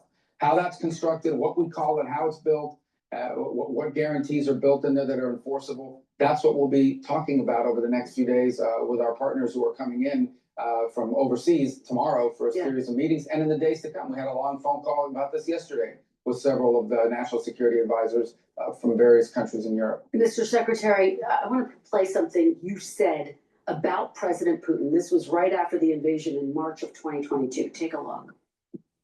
This guy lies, habitually lies.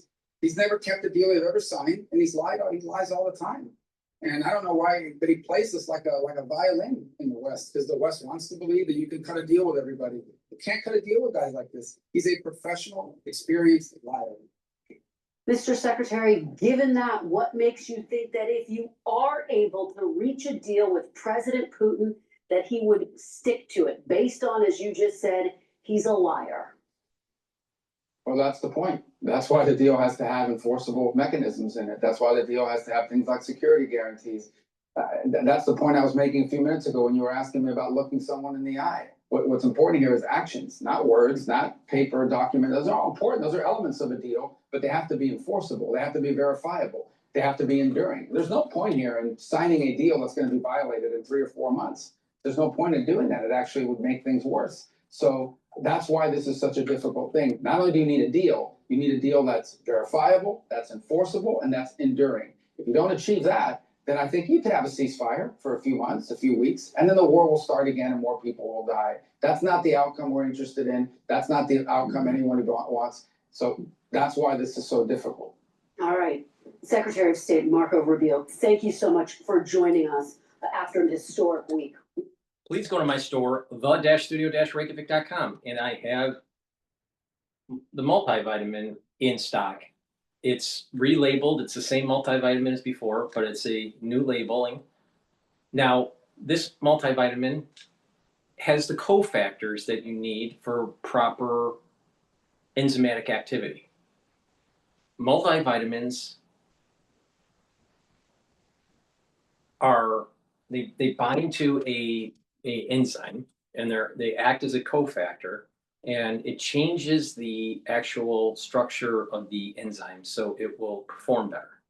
So when you take a good multivitamin, you're going to have better enzymatic activity and better cellular processes. So this multivitamin is very easy to digest, and it's a base or a foundational piece for a health protocol. So the two foundational pieces are the multivitamin and a probiotic, and then you start building off of that. This, again, multivitamin has the cofactors for enzymatic activity. All right. Now it has a pretty extensive profile for the multivitamin that you can read the label on the screen or read the label on my website, the-studio-reykjavik.com. But it's important to build off of this. And when you build off of it, not just are you getting the essential vitamins that you need as cofactors for enzymatic activity, but you add this to a larger protocol, you're slowing down the aging process. All right. So there's two thoughts here in health and in wellness. All right.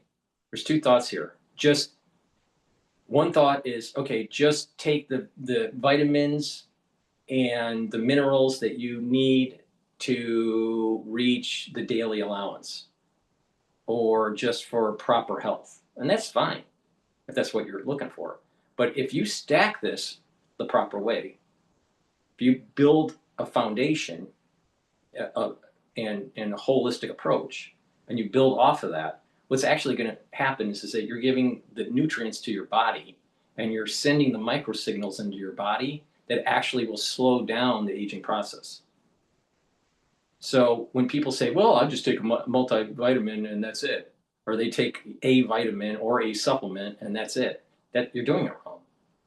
You're just doing it wrong. It's not going to slow down the aging process and let the body heal. You're just giving the nutrients that the body needs, but you're not, creating all these microenvironments.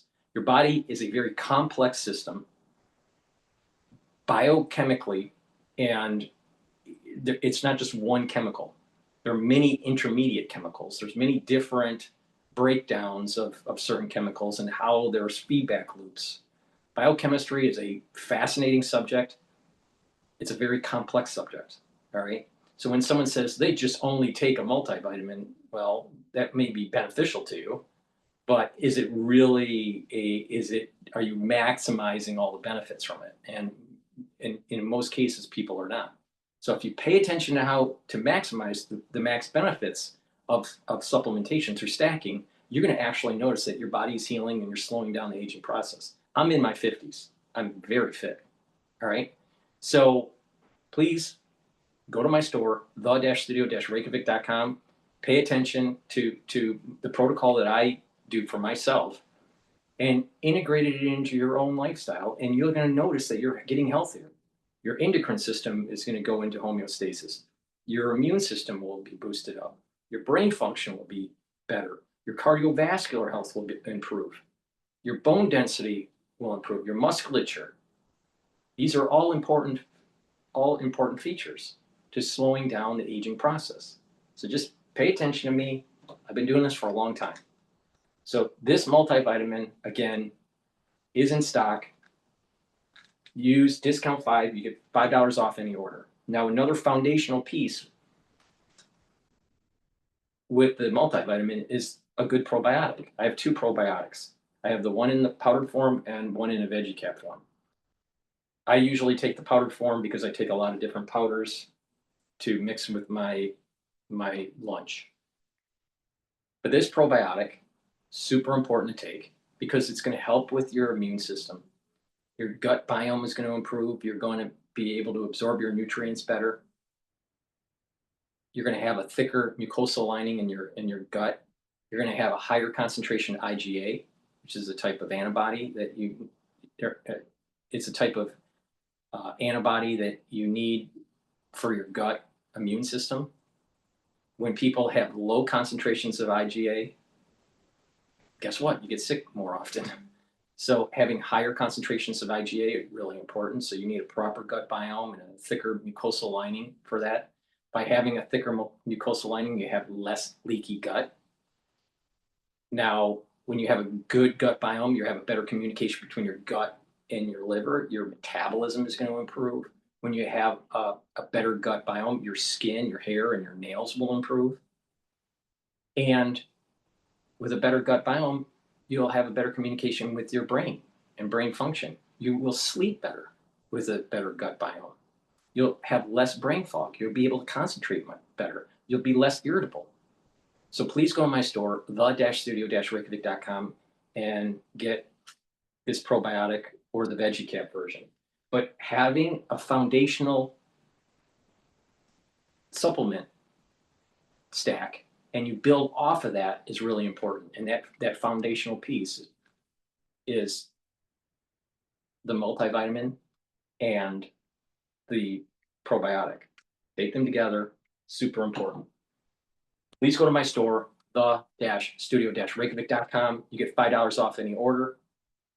If you spend $100 or more, you get a free gift until supplies last.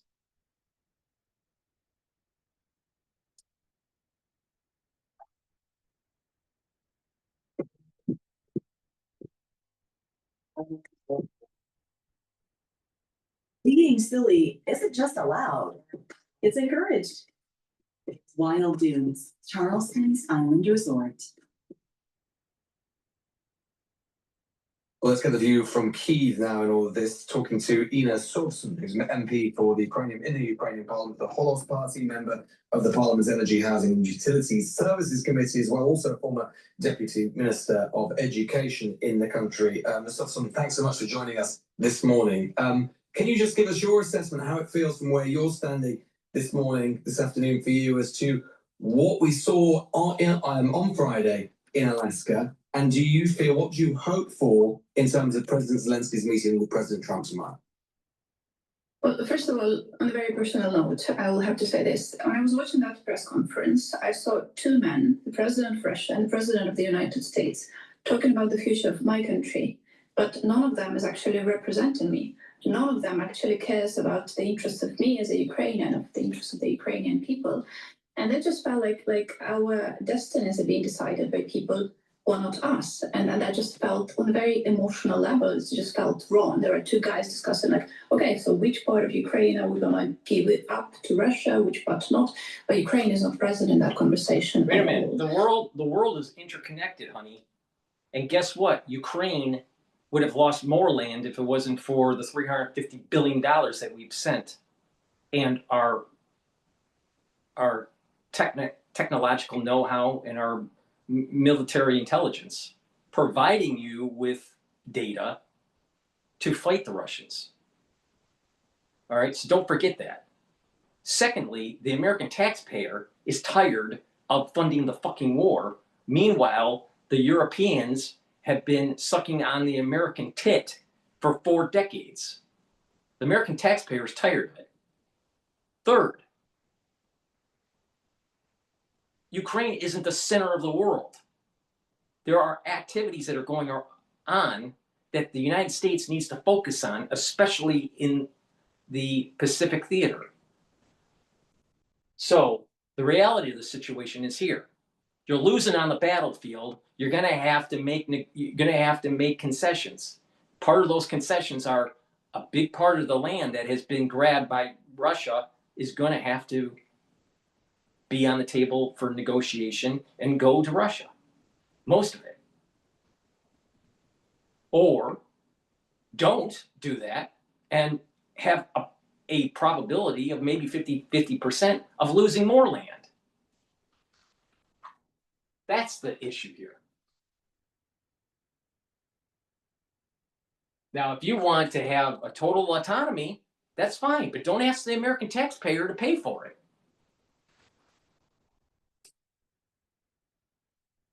There were negotiations in advance, and then President Trump informed President Zelensky about the conversation. But the very setup just felt very wrong on a very emotional level. That was the first emotional reaction on my side. And then we heard what President Trump said. He said basically, well, it has been a great meeting and all of that, but what was so great about that, we are still not sure. And then he said that now it's up for President Zelensky to make the peace. And it's still unclear as to why now it's up for President Zelensky. What has changed since Friday, right? Because on Friday, the weeks leading to the Alaska summit, President Trump was saying, okay, we have to. What changed was we can't do secondary sanctions on India and China because of the economic problems that it would cause. Honey, the Americans are over in debt. We got to worry about our economy. We have to worry about our 10-year bond issuance and the yields on those 10-year treasuries. Okay, honey? All right? But they'll run to America for security guarantees. They'll run for America for money. Well, tens of millions of dollars can't be accounted for. Some of that's been sniffed up to the nose of Zelensky.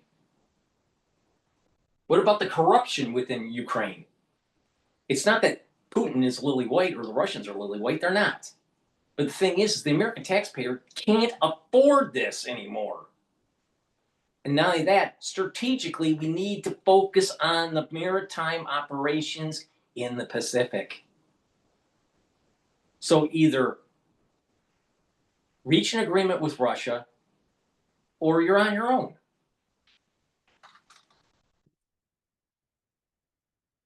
Putin to make the peace and so on and so forth. And then suddenly it's President Zelensky's decision. It's President Zelensky who's responsible for that. And then it's very unclear about what is it that is expected of President Zelensky. And it appears that the major thing that has been agreed is, of course, the so-called territorial swap. Yes. Do you, on the briefing which has emerged, seems to, it seems relatively little was agreed.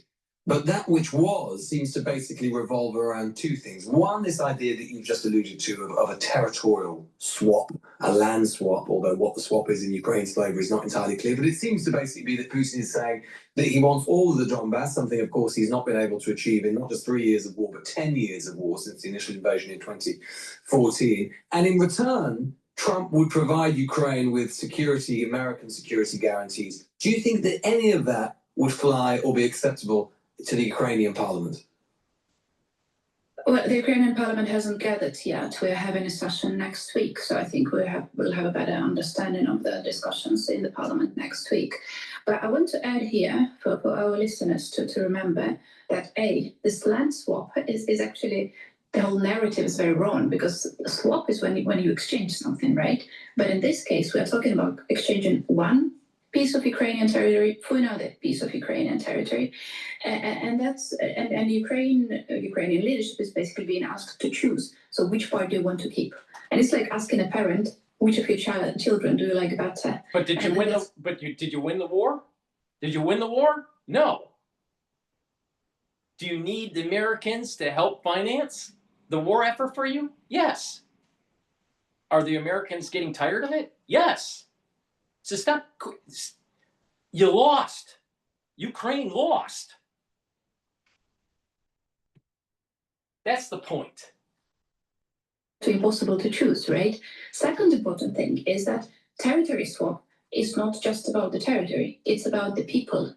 The territory that Putin doesn't control in Donbass now, and that's the third of the Donetsk region. So it's not insignificant, it's a third of the whole Donetsk region. It does include the cities of Pokrovsk, with a population of about 80,000 people, the city of Slovyansk with a population of about 50,000 people, other cities which have about 50,000 population. So it's actually, what is being suggested is basically moving the population, because people will have to choose, most likely will not choose to live under Russian rule. And that's going to... Again, Ukraine lost. They're not winning on the battlefield. If they were winning on the battlefield, they would get their land back. But that's not the case. So you want to continue this on? It's a level of probability. What's the probability that the Ukrainians, even let's say with European forces, what's the probability of pushing back the Russians? Maybe 40 to 55% chance. What's the chance, if you continue on the war, that Russia takes not just 22% of the land mass, but maybe 30 or 35% of the land mass? About 50% chance. So is it better to just take your losses and reconfigure the country and try to get back economically and rebuild? Or do you want to continue this on and roll the dice to see maybe if you lose even more land? Ukraine lost. But Ukraine wants to pretend that they're winning. A huge debate, of course, in the society, in the parliament. Do you think that when you hear talk about US-backed security guarantees, which is something, in fairness, that Trump has been not willing to engage with, especially in the past, do you think that that would be credible enough and acceptable to Ukrainians and to the Ukrainian parliament? Do you welcome the talk of American security guarantees, or have you heard all of this before? Well, we have heard it before. It doesn't mean that we refuse to engage in this conversation again. Of course, we do have a very bad experience of the so-called assurances of security, which were prescribed in the Budapest Memorandum when Ukraine gave up its nuclear weapons arsenal, and we got no protection after that. We ended up where we ended up now because we gave up our nuclear arsenal for assurances of security, which were never really granted. Again, it doesn't mean we're not ready to discuss it now. We understand that long-lasting peace in Ukraine is only possible with the security guarantees from our Western allies, not just the United States, but also the UK and the European Union. So yeah, we will engage in that discussion. And what would you say to those who argue, and this includes Trump, because we can see what Trump is saying even over the last 24 hours in that Fox News interview, who say, look, Ukraine with the best will in the world is obviously put up this heroic fight, but nonetheless, Russia is advancing. It's continuing to advance in key areas. Some of that territorial acquisition, that advance, has been actually speeding up, particularly over the course of this summer. Russia continues to invest huge numbers of people into the war. Ukraine, by contrast, is struggling to keep up with the conscription that it needs. What do you say to those, including the president, who say that Ukraine is losing and therefore a deal now is better than a deal later? Well, the obvious historical analogy here is coming up to mind. Europe would have lost to Hitler were it not for the American weapons. Europe, United Kingdom, everybody was using American weapons, and that is how Hitler was defeated. And that's the same situation right now. Yes, Ukraine is slowly but losing territory for the last couple of months, but it doesn't mean that it cannot be reversed. Just like Hitler, the situation in the World War II was reversed when the UK and Europe started getting American weapons. That is something that still can be done. And it still can be another way of solving the problem is ensuring that Ukrainian army can defend ourselves. Ina Sobson there, Ukrainian MP for the Holos Party, giving us her assessment of everything that we've seen over the course of... Here's a little factoid. Many of those countries that were provided weapons from the United States defaulted on their loans, defaulted on their obligations. See, the American taxpayer has been footing the bill. How? With higher taxes and more debt issuance from the Treasury. And we're using our tax-paying dollars to pay those coupon payments on those treasuries. We're also absorbing overissuance of debt through inflation. So the United States citizen has been taking the financial brunt of Europe since during and since World War II. So I'm sick and tired of people like her that are basically saying, oh, America, you need to help us more. You need to help us more. You need to help us more. Really? I think we helped you enough. If you can't get your own people on the fucking battlefield, why does the American taxpayer have to pay for it?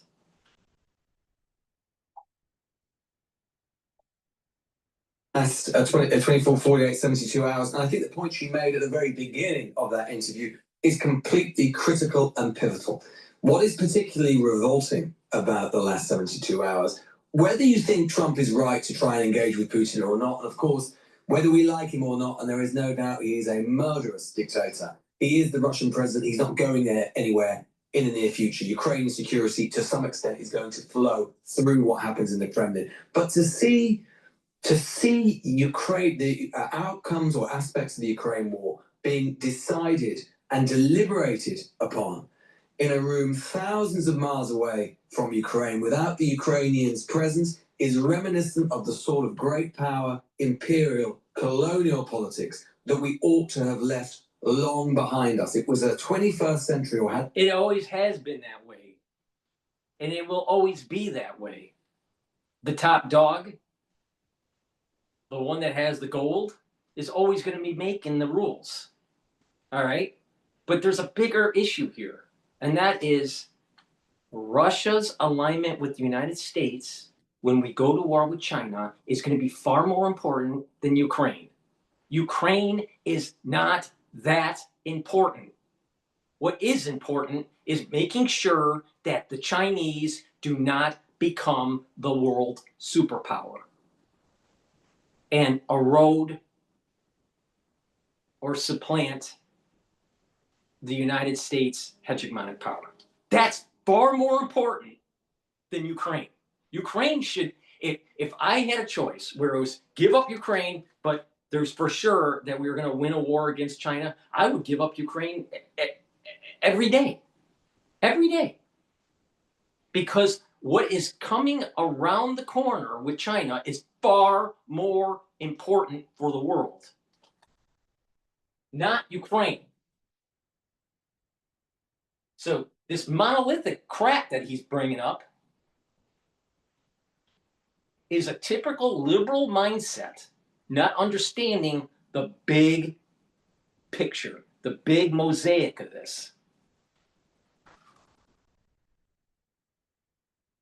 Trappings of a 21st century Yalta, something that would have appealed a great deal to Vladimir Putin. He's very historically minded, albeit a very deeply warped version of true history, but nonetheless, that would have appealed to him, sort of setting himself up as a latter-day Stalin, carving up the world with Donald Trump. It was revolting to see. Oh, amazing.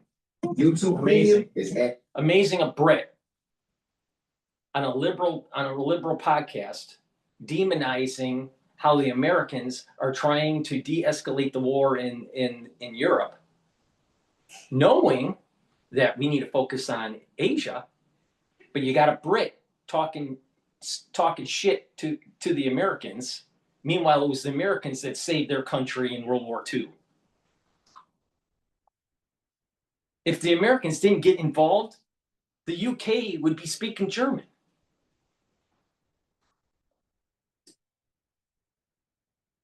free YouTube and video downloads. So what do we learn from this? If the Americans don't get involved and focus on the Pacific theater, we're going to have one-party rule in many Western countries because they're going to try to follow the same model of the CCP.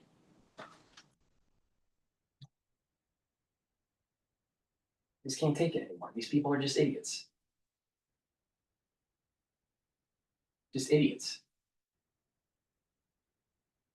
Okay, I want to listen to what Whitcroft on Trump and Putin said to each other in the meeting.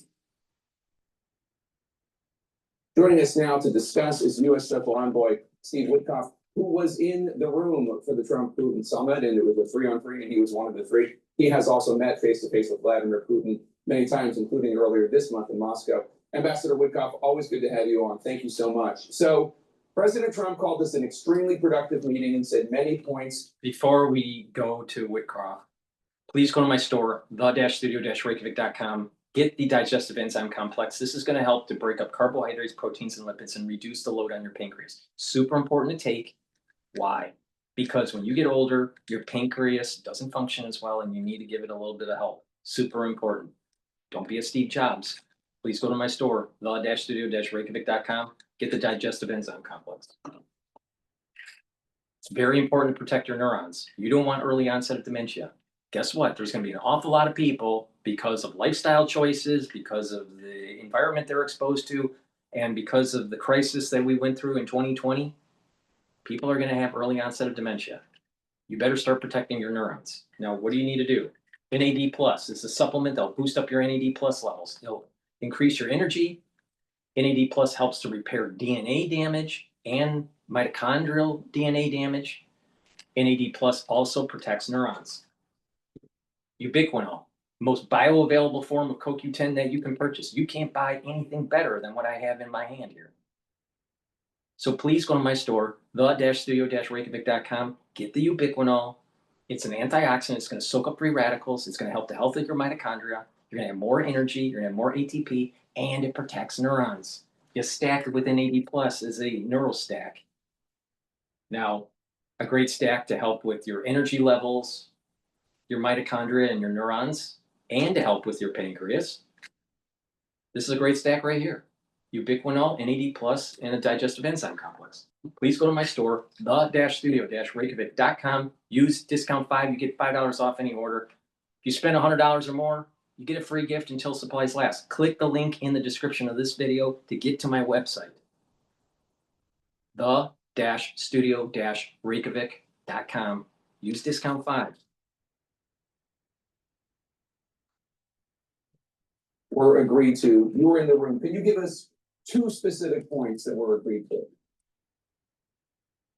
We agreed, Jake. First of all, thank you for having me and good morning.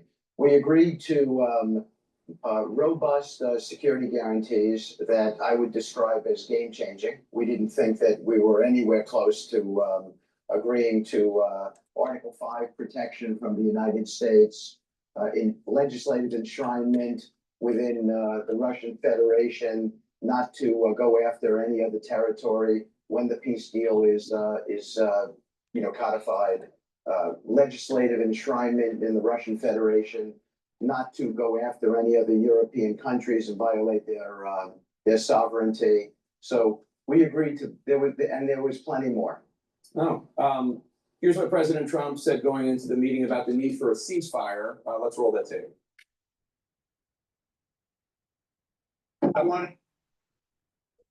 The thrills never stop at Empire City Casino. You can win big with non-stop action, including electronic table games.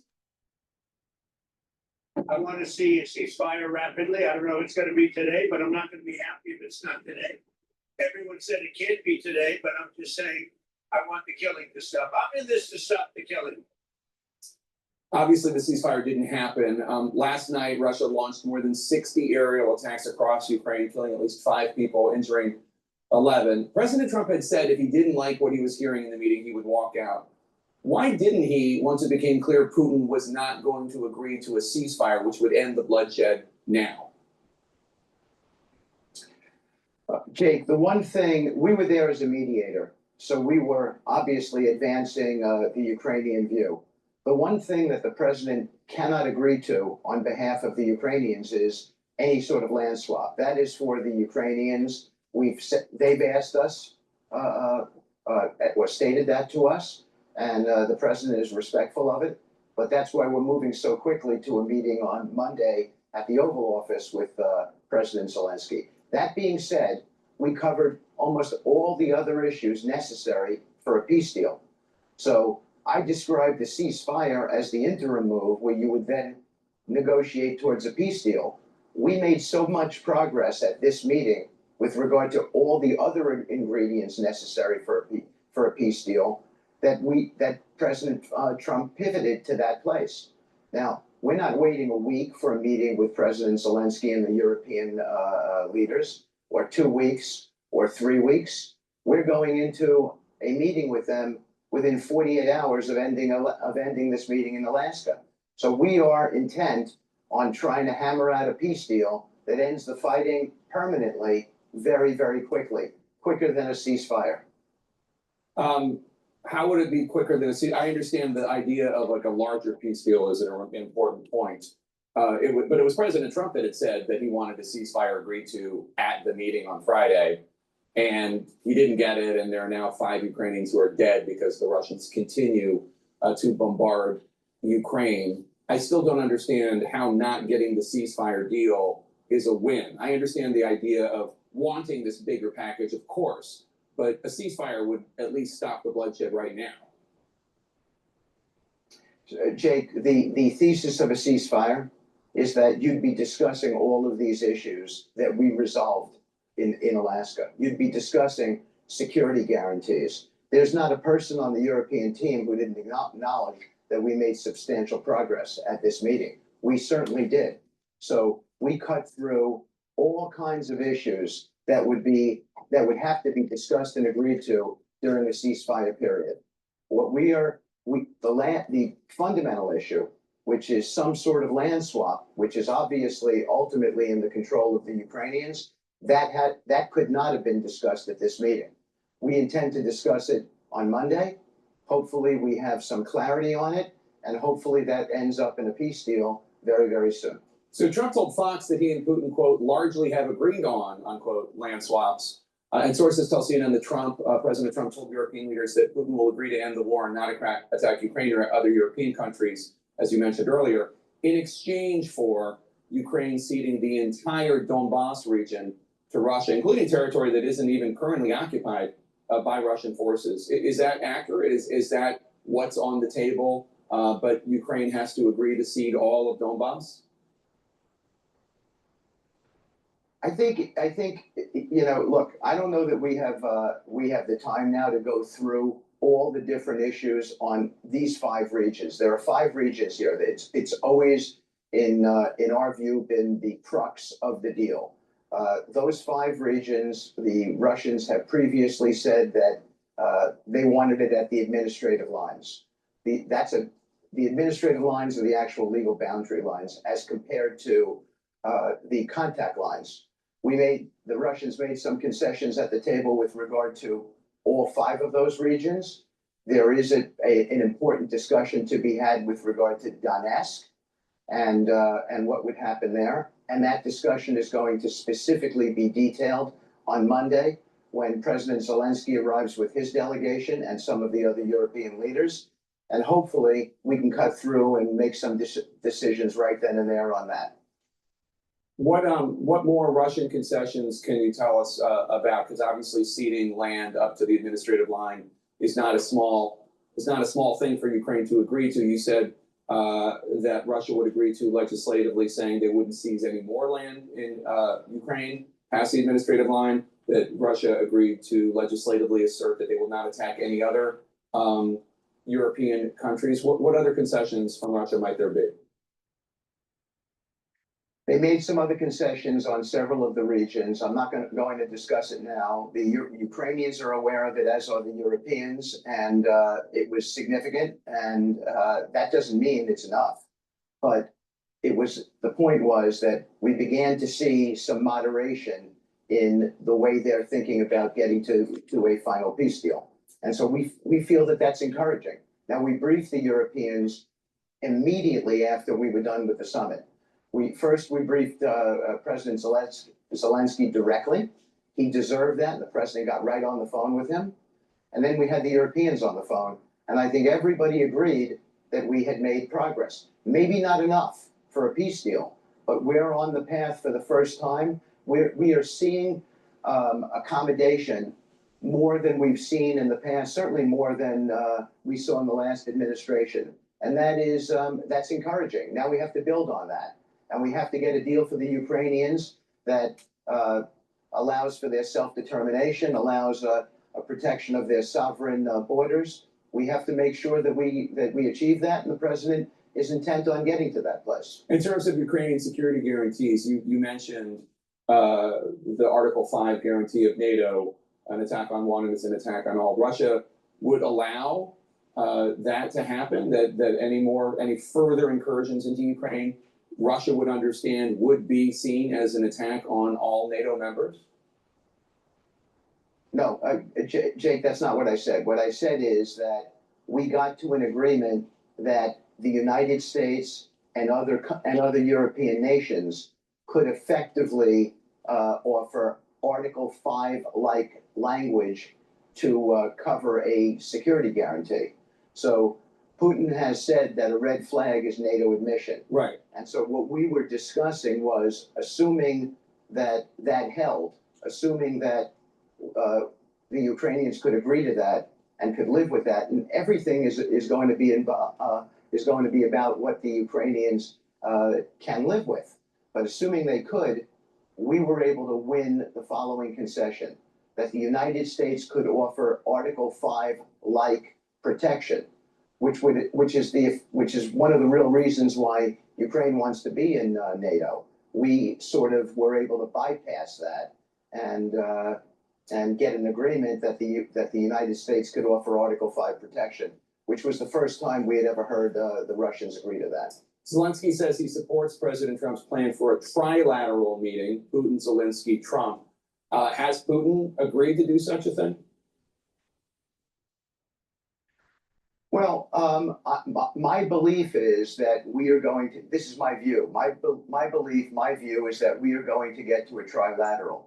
And what we're trying to accomplish on Monday is get some consensus from President Zelensky and his team. We had some really good, specific, granular conversation on the plane ride home with President Zelensky about what he would be seeking. And we don't think that there are any obstacles in that conversation that we heard. And so I'm hopeful that we have a productive meeting on Monday. We get to real consensus. We're able to come back to the Russians and push this peace deal forward and get it done and stop the killing. Did President Trump tell you at all what he and Putin talked about in their brief time, just one-on-one in the Beast, the presidential limo? I did not discuss that with him, Jake. No. Ambassador Steve Witkoff, always great to have you here. I think everybody here is praying for peace and hoping that this works. Thank you. So are we. Leads don't die because they say no. They die because you said. Please go to my store, the-studio-reykjavik.com, and get the turmeric, ashwagandha root, and lignans. This stack will help with your cardiovascular health and your immune system. How? Turmeric will bring down inflammation and soak up free radicals. Lignans bring down inflammation, soaks up free radicals, helps with not just the immune system, but also your endocrine system. And ashwagandha root will help you to control your cortisol levels and your blood glucose levels. When you stack these together, very powerful stack to boost up that immune system, bring down that inflammation, and help with your cardiovascular health. By bringing down inflammation at the vascular level and soaking up free radicals in your bloodstream, you're reducing the chances of building up plaque. So this is a very powerful stack. Take it every day. Please go to my store, the-studio-reykjavik.com. Boost up that immune system and that cardiovascular health. Super important. And by taking turmeric and lignans together, it's going to help bring down systemic inflammation. That's important for brain function and also for joint health. You'll also recover quicker after a workout. So please go to my store, the-studio-reykjavik.com. Use discount 5, you get $5 off any order.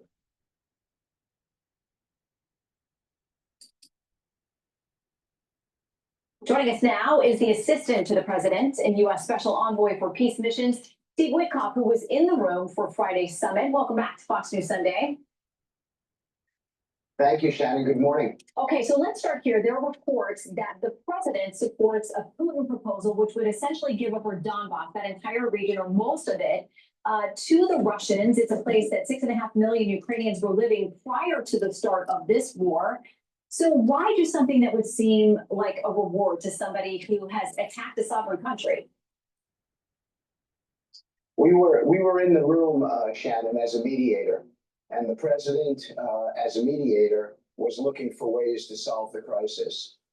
He understands that it is for the Ukrainians to decide how they might land swap, how they might make a deal with the Russians on different territories there.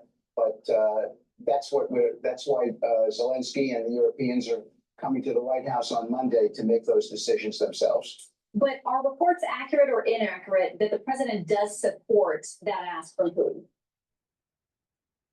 I think the president supports a peace deal, Shannon, and he got through almost all of it in Alaska. I mean, I was personally surprised at the amount of wins that we had that day. It was right down the line. We agreed on much more robust security guarantees. The Russians agreed on enshrining legislatively language that would prevent them from, or they would attest to not attempting to take any more land from Ukraine after a peace deal, where they would attest to not violating any European borders. So we got through quite a bit, and there's a whole lot more. But it's understandable that President Zelensky would be very cautious about those, promises potentially from the Putin administration. I mean, he says giving up those particular regions would provide Russia a perfect staging ground for future attacks. So how do you factor that concern, a very real concern, into these conversations? Look, he's a strong president for his country, and we were on the phone with President Zelensky moments after the Alaska summit ended, and I can tell you that I spoke to him personally, gave him my view. The president obviously was making the presentation, and everybody recognized on that telephone call, and there were various European leaders, how much progress we had made in demonstrating that the Russian Federation was going to make significant accommodations well beyond what we thought before that summit started. So it was absolutely acknowledged as a win. Now, that being said, there are details. That's what happens in a negotiation. You try to move one side towards the middle, then you try to move the other side towards the middle. The president achieved that, certainly in my view and in the view of many others as well, but I was sitting right there. The president achieved that beyond what everyone's expectations were. And now we're immediately moving to a meeting with the Ukrainians, with the Europeans, and hopefully we can narrow the issues down even further and get ourselves well along the way towards the codification of a peace deal. So there were managing of the expectations, as you mentioned, going into this, but the president had said numerous times, and he said in the past that he wants a ceasefire and he was hoping to get one going in. Here's what he said when he was asked just days ago about what would happen if President Putin did not agree to end the war or a ceasefire going into this conversation. If Vladimir Putin does not agree to stop the war after your meeting on Friday, yes, they will. What will there will be consequences, tariffs? There will, I don't have to say, there will be very severe consequences, yes. He told Brett Baer on the plane that he would be very unhappy if he came away from this without a ceasefire. So how do you call this a win if you didn't get that? Shannon, a ceasefire, as you know, is a condition precedent, generally speaking, before a peace deal. So in that context, the president has always talked about a ceasefire until he made a lot of different wins in this meeting and began to realize that we could be talking about a peace deal. The ultimate deal here is a peace deal. And we were talking about much more robust security guarantees than anyone ever imagined before. We were talking about EU admission. There was all kinds of subject matter discussed here that began to lead the president to the assumption that we could finish this thing with a peace deal and really end the killing almost immediately. And that's what we went for. That's what real deal makers do, and that's what he did. And it was. Whitcroft is just putting a lipstick on a pig because he knows behind the scenes that Trump can't issue secondary sanctions on China and India. He knows it. And so they're trying to just say, oh, you know what? We're going to just skip ceasefire and go right to some sort of peaceful settlement. A peace deal. No, but I think that Putin is smart enough to just give a little bit of hope to Trump. Now, maybe there will be a peace deal, but Ukraine needs to come to the realization they're going to lose quite a bit of land. It was really an amazing feat for me to watch happen. So let's talk about the optics of this, because of course the president's critics were unhappy, but some of the supporters too worried about what signal or message this sent.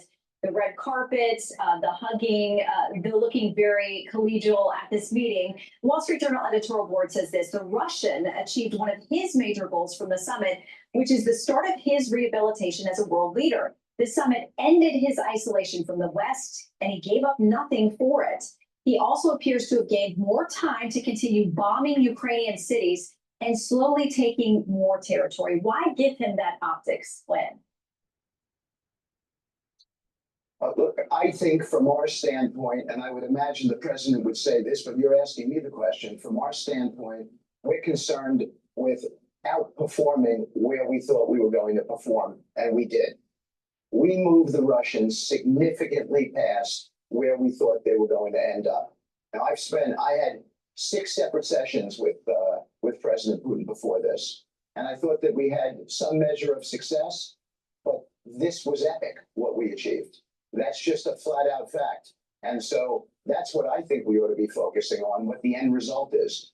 I think that we are a whole lot closer to eliminating death on the battlefield in Ukraine and Russia. And isn't that the overall goal? That would be my goal, and I think that's the president's goal. So I think we did what we were supposed to do, better than what people estimated we would achieve. So let's talk about the security guarantees, because you mentioned those. What does that mean in practicality? What is the U.S. willing to commit to that effort to give Ukraine the assurances it needs to come to the table?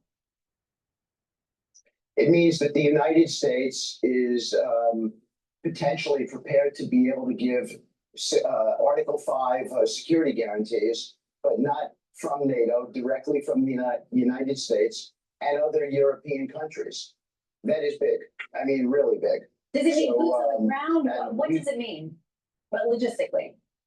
I think part of the discussion that we're going to have on Monday throughout the day, because there's going to be breakout sessions there, is exactly the specifics of what the Ukrainians feel that they need. Because remember, as mediators, we were at this summit to advance the Ukrainian position, and we did that, and we did it successfully. Now it's for us to drill down on the granular details of exactly what the Ukrainians need to give them a sense of security in the future. And by the way, what the Europeans need as well. And we were fully committed to be there for that purpose. All right, Special Envoy Steve Witkoff, we appreciate your time. Thank you so much. Thank you. I'm going to Brian, show me. I want you to do me a favor. I wouldn't be surprised that it has something to do with some sort of missile defense system. Please go to my store, the-studio-reykjavik.com, and get the resveratrol. Resveratrol is an antioxidant. It's going to soak up free radicals. It's going to help the health of the mitochondria. It's going to boost up energy levels. It's going to get rid of senescent cells. And resveratrol is super important for youthful gene expression. I've been taking resveratrol for decades. Drink it with filtered water. It stacks really well with C60, NAD+, ubiquinol, clarity factor. So please go to my store and get the resveratrol. Olive leaf extract, dual purpose. It's going to help with your immune system and your cardiovascular system. Olive leaf extract brings down inflammation and helps you to control your lipid profile. And myotrol. Myotrol is very important to take every day, do some resistance training. But taking Myotrol is going to help you to build muscle and to maintain muscle. Do this especially if you're 40 years of age or older. It's polyphenols, flavonoids, and lignans for you to help with the gene expression to build muscle. It also will help the health of the mitochondria. So a great stack to help with your musculature, Myotrol. To help with your immune system and your cardiovascular system, olive leaf extract. And to help with youthful gene expression, resveratrol. Please go to my store, get the Myotrol, olive leaf extract, and resveratrol. Use discount 5 and you get $5 off any order. You spend $100 or more, you get a free gift until supplies last. I also have a very high quality structural nanosilver toothpaste. It'll help to whiten your teeth, freshen your breath, help with the gum line health, reduce inflammation at the gum line. Good oral hygiene is very important, especially when you get older. So please go to my store, get this very high quality toothpaste, help support the work that I do by purchasing the great products I have. Get a few tubes for your household and make sure you use discount 5, get $5 off any order.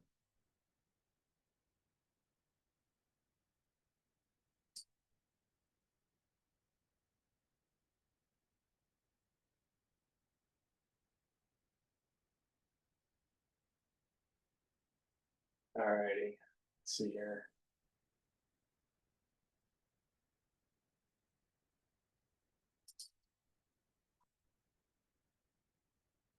Listen, pay $14.99 a month for a streaming app and $9.99 a month for a music app and $12.99 for a fitness app.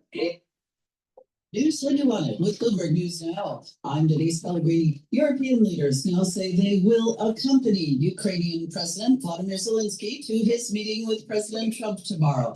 European Commission President von der Leyen, along with French President Emmanuel Macron, Germany's Chancellor Merz, Italy's Prime Minister Meloni, and UK leader Starmer, among those saying already that they plan to attend now in support of Zelensky. And Matt Duss, Executive Vice President of the Center for International Policy, says Ukraine may end up having to give up some territory. It will be a very, very tough pill for Ukraine to swallow, for Russia to retain control of portions of eastern Ukraine. But if Ukraine comes out of that as a sovereign, independent, democratic country that is able to defend itself, I think that is something that the Ukrainians themselves could support. Russian President Putin has insisted Ukraine give up land, specifically the Donbas region, which Zelensky has previously said Ukraine won't do. Axios is reporting President Trump wants a three-way summit with the U.S., Russia, and Ukraine as soon as Friday.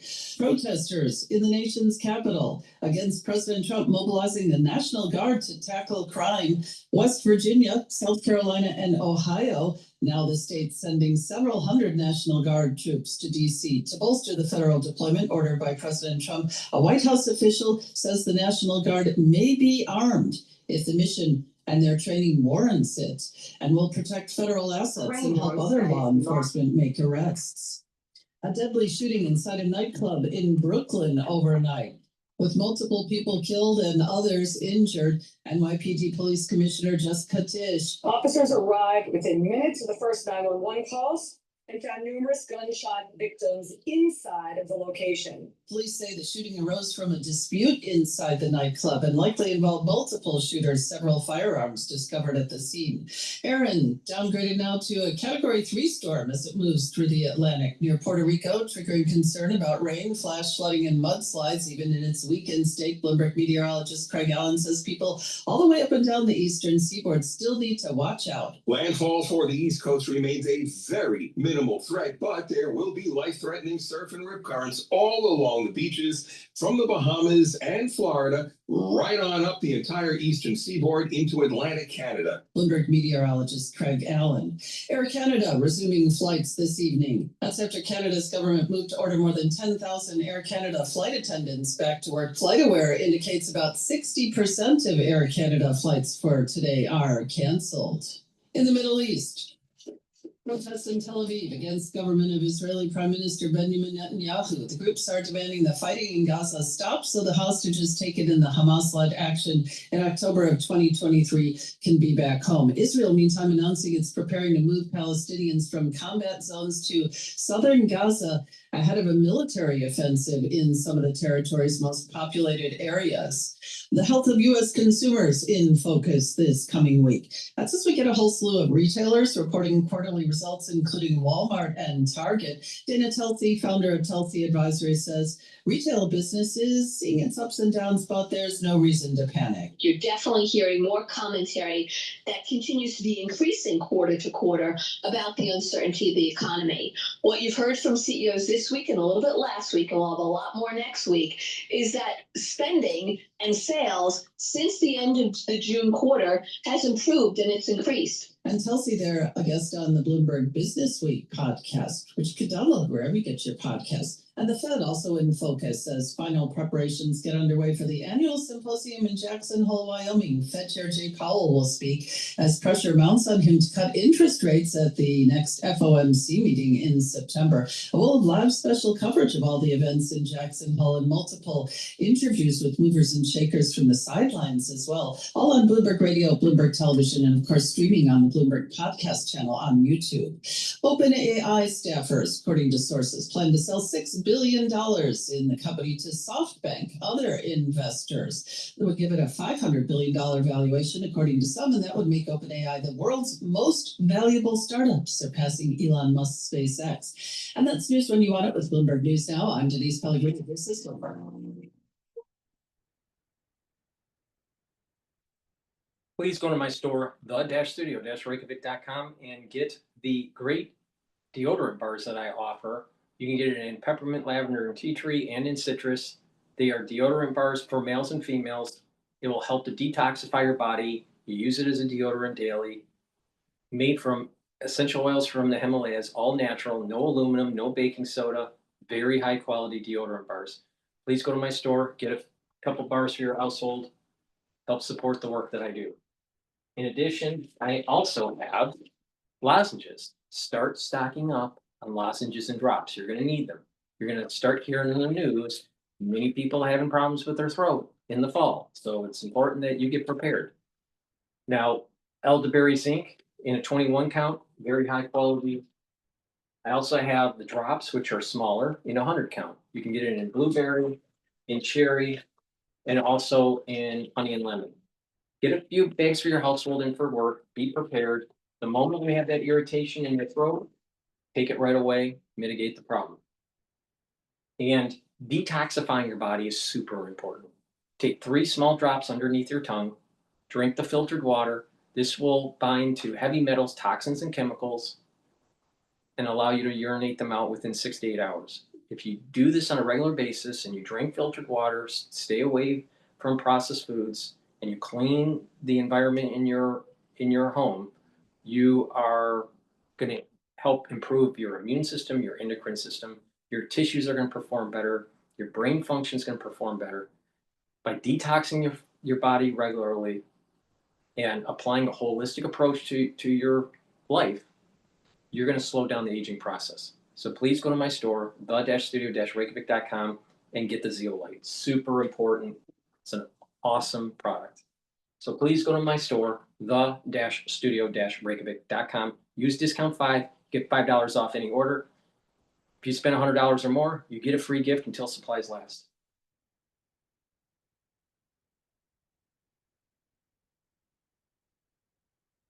All right, let's listen to Glenn Beck. I don't normally listen to Glenn Beck, so let's just listen to what he has to say.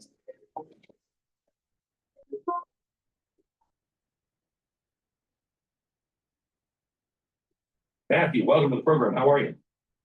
I'm well, Glenn. Thank you for having me. You bet. So, I mean, what great article, really. I think going contrary to what everybody in the mainstream media is saying, they're saying, boy, he's bringing him over to Alaska, and that's such a win for Putin. I don't think it's a win at all for Putin. And it has taken him more than one day because he had to change the dynamics of American policy, and I think the policies of the world. And you point that out in your article. You want to go a little deeper into that? Oh, sure, absolutely. No, I think that Trump is going to the summit today in Anchorage with a lot of leverage over Vladimir Putin. And you're right, the mainstream media wants already to characterize this as a win for Putin because there's a meeting taking place at all. But I think this fundamentally misunderstands. Unfortunately, this was old news, so I'm going to stop it because they're talking about before it actually was conducted. All right, let's take a look at what's going on. Let's listen about this Adam Schiff issue. So we have this New York Post exclusive. They're reporting that Adam Schiff is paying just 3% on his mortgage on the mortgage on the homes that are in the center of his fraud probe. So the criticism over socialist, as well as criticism over socialist candidate Mondani's rent stabilized apartment. So basically, his rent doesn't go up with the rent around him. Both of these are leading Democrats right now, and both of them are stirring controversy because they look like we have written here, high fees for thee, but not for me. They look like they're trying to impose rules that they're not willing to play by. I think Mondani is the interesting one because he's in a rent stabilized apartment, but he makes over $100,000. Now he says he was making less than $50,000 when he entered into the rent agreement, and he says I didn't even know it was stabilized, which is kind of funny. I think that you have to thread the needle here a little bit because I'm liking this. It's not the same thing. Hear what I'm saying correctly. When President Donald Trump, and they were like, show your tax returns, show your tax returns. You're cheating the system. You're not paying taxes. As someone who made less than what Mondani is making now when that happened, my thought was, hey, bro, if you can go get by without having to pay taxes, good on you, because that's what I want to do too.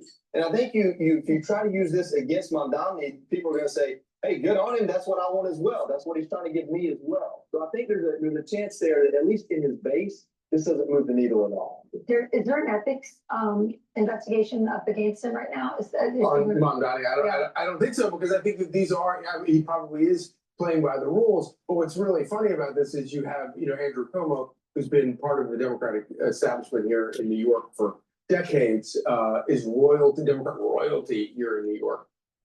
And he is criticizing him for it. And of course, and Mondani has done a good job of appealing to young voters about the cost of living. But if you want to know why the cost of living is so sky high in and around New York, it's because of these policies, such as the one that allows Mondani to live in a rent-controlled apartment. The thing about Adam Schiff that is so hysterical is that, of course, the reason that he got that great mortgage deal on that home in Maryland is because he claimed that home as his primary residence. At the same time, he was, quote unquote, representing his district back in California and claiming his main district back in California. And I just hope all the young people out there who are struggling with trying to get a house right now and trying to figure out how you get a piece of the action here. And think about what it is you're going to be paying for your mortgage rate and compare that to Adam Schiff's dishonest 3%.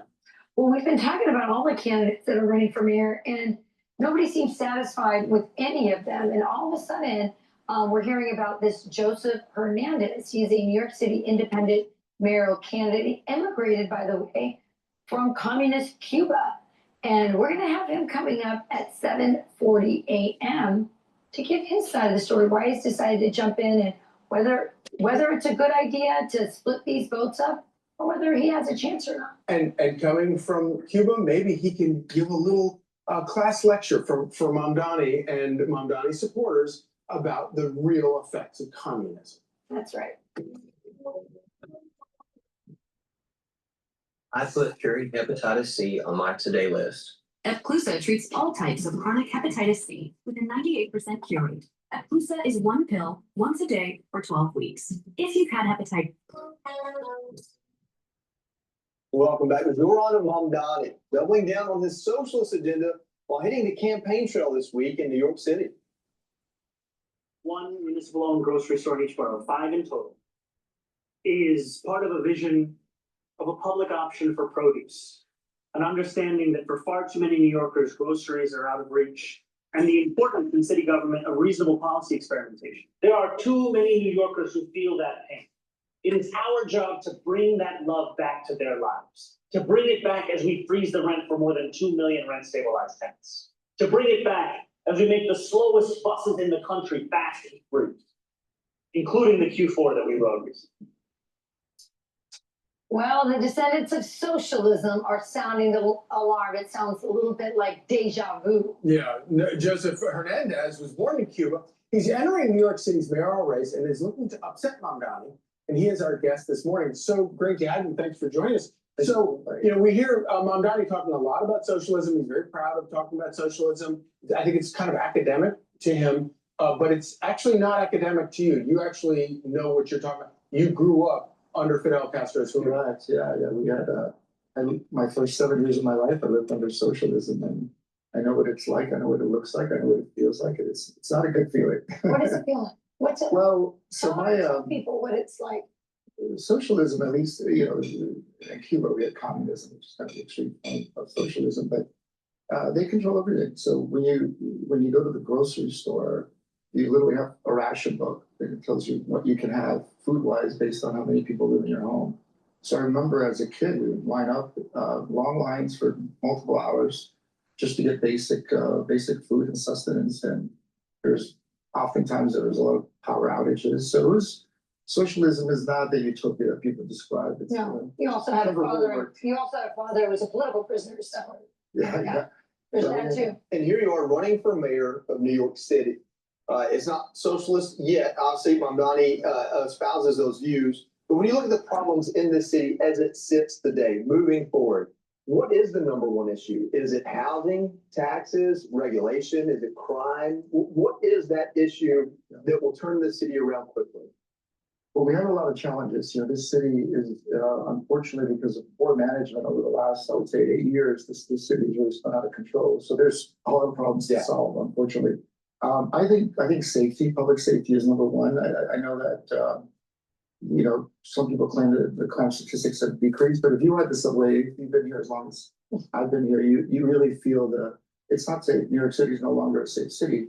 So my plan for that is to bring 10,000 new police officers on the force, make sure we do grid patrolling, make sure that we involve the federal prosecutors in our legal system right now. Unfortunately, there's a revolving door of crime. These people get arrested, they get released. It's insanity. We have no law and order in the city. So that's number one. I think the affordability issue is real. I think Zoran has hit a real point on that. I think the city's expensive. If you live here, you know how expensive it is. But really the way to solve this is really economics. It's basic supply demand. New York City has the lowest vacancy rate in the nation of 1.4%. So that means that at any one moment, there's only 32,000 homes available for you to rent. So just imagine if you're a new kid that's getting a new job here at Fox or coming in to work in the theater or Broadway, you're competing for 32,000 units against everybody else. Against 8 million people. Absolutely. And obviously, Mamdani's not the only person in the race. You also have Andrew Cuomo, who's a longtime establishment Democrat. I feel like the establishment Democrats are to blame largely in New York City for Mamdani's rise in the first place. I think that's probably true. And look, there is certainly a dissatisfaction with the current options as it relates to who can govern the city. I think some of those issues are justified. Again, the cost issue is real. It becomes harder to live in the city. So you are an entrepreneur. It's a very successful entrepreneur. You think you can bring your business acumen to this job, but this is a crowded field. Really quick, how do you think you can break through? Well, look, I'm an operator, and that's what I've done my whole career. I have, I'm an immigrant. I came from nothing. My dad was a dishwasher. My mom cleaned homes. I am the American story, and everything I do, I always strive to do the best. And my business acumen is what I think I want to apply here. I think AI is a big portion of the solution that the city needs. I'm an expert in that area. We just bought a company public focusing on AI. So we know how to do this, and I think the problems are solvable. Well, it's a long stretch between here and election day. I'm sure we'll have plenty of opportunity for voters to get to know you. And you have my respect for putting your name to that. There's nothing easy about it. And for saying that the first step is 10,000 new cops in the city. That's a great campaign. All right, Joseph Hernandez. Thank you, sir. Thank you for joining Fox Please go to my store, the-studio-reykjavik.com, and get the vitamin B complex. Vitamin B complex will help to rev up your cellular metabolism, help with protecting your neurons, and the first 4 B vitamins will help the health of the mitochondria. They're tied to the electron transport chain that helps to increase your ATP levels. So please go to my store and get the vitamin B complex. Super important to take once you turn age 40. Now, collagen. Collagen is a powder. Take it with soft foods, filtered water, milk, or a smoothie. Take it every day. Do some resistance training. It's going to help with your skin, your hair, your nails, your musculature, your bone density, and your cartilage, and your joint health. So please go to my store, the-studio-reykjavik.com, get the collagen. It has a typical amino acid profile shown on the screen here. Very high quality supplement. Take it every day. In C60, C60 is a very strong antioxidant. It's going to soak up free radicals, help with the health of your mitochondria. It's going to help to boost up energy levels, reduce stress in the cell. This will also help with your neurons. You're going to be able to have the energy that you need in those neurons to produce those neurotransmitters. When you have a better microenvironment for your neurons, you're going to have better neuroplasticity. You're going to have positive neuroplasticity. You're going to be able to think faster. You're going to have better memory. Your organ systems are going to perform better. You're going to be able to soak up those free radicals at the vascular level. That's going to reduce the chance of plaque buildup. You're going to help with your immune system and your endocrine system. This stuff is very powerful. Take a teaspoon a day every day. You can get it in a 2 ounce, a 4 ounce, or an 8 ounce configuration. Get it in MCT coconut oil, extra virgin olive oil, or avocado oil. Take a teaspoon a day every day, preferably on an empty stomach. If you work out, take it before you work out and you'll recover quicker. This is extremely powerful stuff, very important to take every day. And after a year, you're going to notice that you're slowing down the aging process and you'll see other benefits. A lot of people have been saying that they have better eyesight. So please go to my store, the-studio-reykjavik.com, and get the C60. Very important. I've been taking C60 since 2016. So please go to my store, the-studio-reykjavik.com. Use discount 5, you get $5 off any order. If you spend $100 or more, you get a free gift until supplies last.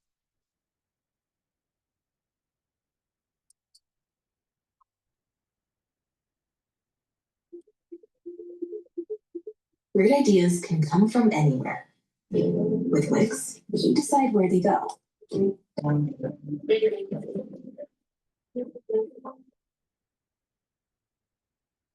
The corruption cover-up from senior government officials who are sworn to uphold their duties and accountability for the American public, they are the ones that violated that trust the most internally and need to be held accountable. Documents are being released weekly by Johnny Ratcliffe and Tulsi. Things like the Durham Annex, which we've known have existed this entire time, but were classified for political reasons. So we've assembled a team of accountability, and we're going to deliver for the American people. FBI Director Kash Patel is urging congressional committees to publicly release documents related to the Durham Annex, which could prove to be the smoking gun in the Russia hoax. Hello, everyone, and welcome. I'm Anita Vogel, along with Lydia Hu, Jason Chaffetz, and Kevin Ford, and this is the Big Weekend Show. Troves of documents have been declassified, showing how top Obama intel officials violated standards and pressured lower-ranking officials to accept the narrative that Putin helped Trump win the 2016 election. But the declassified annex to the Durham report reveals the origins of this narrative may lie in the Clinton campaign. Emails allegedly from a George Soros-connected official describe how Hillary Clinton signed off on a plan to connect Trump with Russia, while implying the FBI would later add credibility to this claim. Joining us now for our big close-up tonight is a former White House Chief of Staff, Mark Meadows. He's also a senior partner at the Conservative Partnership Institute. Mark, it's great to have you with us tonight. I want to start with this Durham Annex. What new information could be released? What can you tell us? Well, Anita, obviously, Durham had a huge investigation that took many months. Many of us thought that it took a lot longer than it should have. And yet what we're starting to see is the coordination that happened between the Clinton campaign, between those in the three-letter agencies that we're all too familiar with. But I think the troubling thing that appears to be coming out is that over and over and over again, there was real pressure at the very top levels of these agencies to have a narrative out there that we knew was false. We knew it was false back in 2019 when this was being investigated and covered in Congress, but we also knew it was false during the first Trump administration, and yet he had to deal with it every single day. Mark, Jason Chaffetz here. Good to see you, my friend.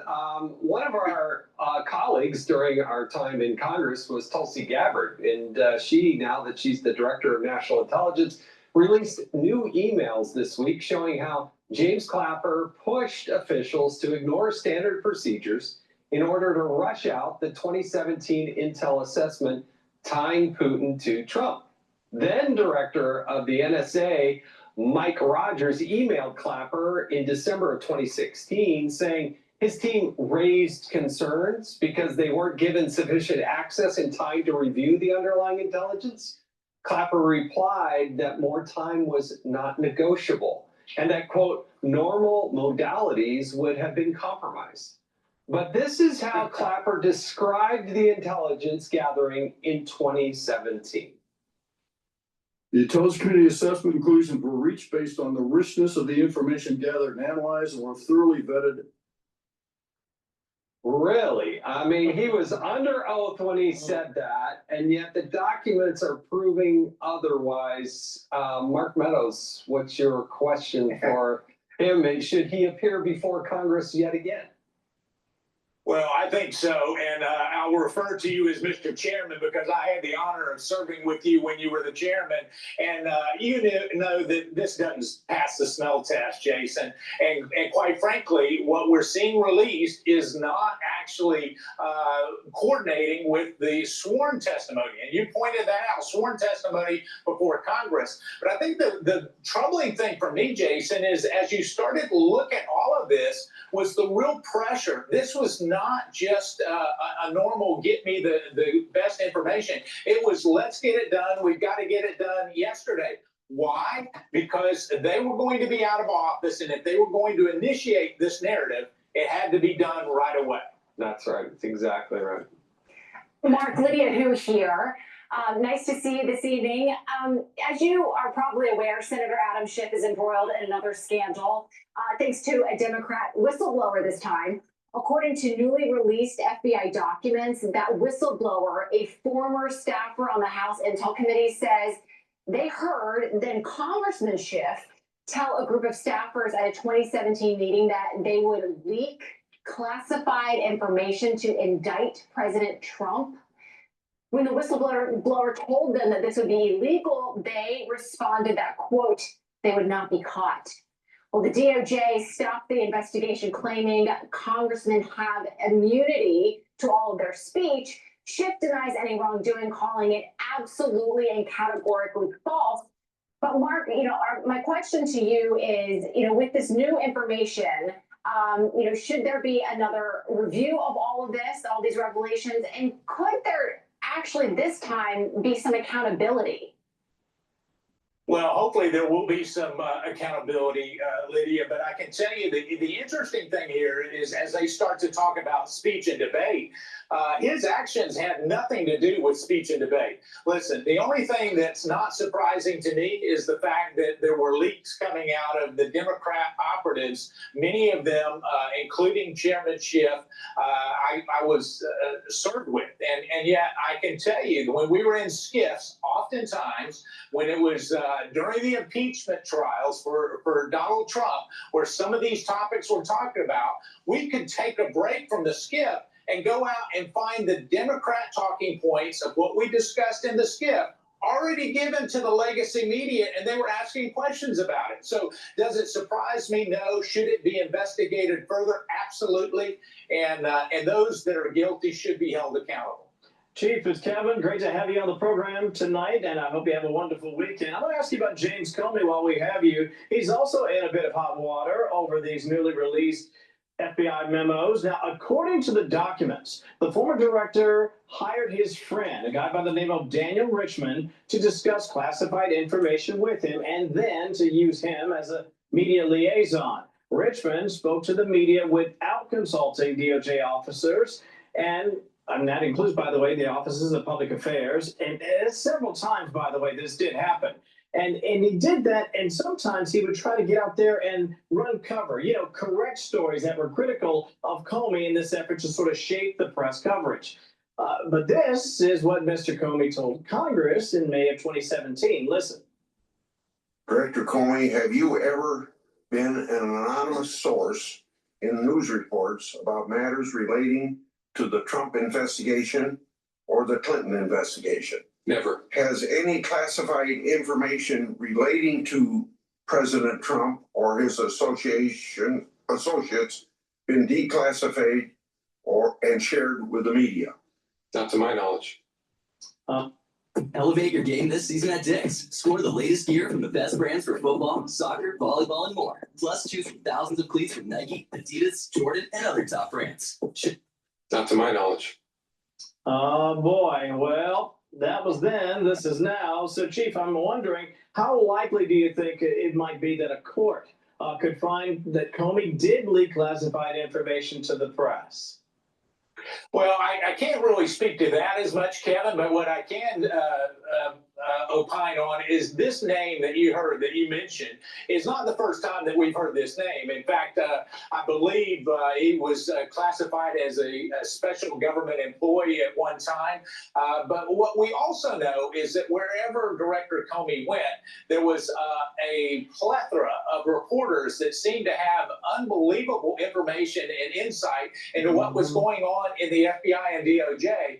And so I think that, if you start looking at the sources that were feeding the information to the press well beyond James Comey, I think you'll start to see really the breadcrumbs that lead back to an FBI that was politicized against Donald Trump. All right, Mark Meadows, thank you so much for joining us tonight and answering all of our questions. We really appreciate it. Have a great weekend. Great to be with you. Take care. God bless. Thank you. You too. Thanks. Jason, this is now 8 years ago, and I believe you were in Congress at the time, right? And it feels like just now, after 8 years, the American public is finally getting the details of possibly what was going on. And, I've heard a lot of people say, oh, you know what? We should just move on. It's in the past. We should move on. But we can't move on, because if we don't find out what happened, it could happen again. Yeah, and we're finding out that it's worse than ever. And thanks to Donald Trump. Donald Trump has taken the initiative to open this up. And if it weren't for Attorney General Pam Bondi, Kash Patel, and others, this would have been covered up even more. One thing I want to add to what Mark Meadows said, because he was spot on. He was exactly right. But let's also remember the Inspector General, Michael Horowitz, for the Department of Justice. They made a criminal referral to the DOJ to prosecute several people within the FBI, one of which was accused. The accusation was that he was sharing information, trading that information for dinners and other sorts of favors, and they wanted to prosecute him, and the Department of Justice said, no, they're not going to do that. That happened multiple times, but specifically on the leaking of information and giving information inappropriately in exchange for gifts, right? And yet they still didn't prosecute him. So I'm glad Donald Trump's on it now. They've got a long ways to go. And by the way, there's no reason why the Department of Justice can't just release this information. They don't have to rely on Congress to do it. They gave it to Congress, and now they're encouraging Congress to release it. But DOJ, you can release it. Absolutely. Some of these people, Jim Comey, James Clapper, they were under oath making these statements, right? So, Lydia, what do you think about consequences for people? Are people going to be held accountable? And do you see anybody facing any jail time here? It kind of goes back to just like a basic principle of us as parents, just kind of tell our kids, you got to tell the truth. You got to tell the truth all the time. And it's really disappointing when you hear allegations we just saw it right before our eyes, that situation where it seemed like, I'm not sure that person was telling the truth under oath, which we all know is perjury. Right. So it seems like there should be some real questions on just basic truth telling in Congress.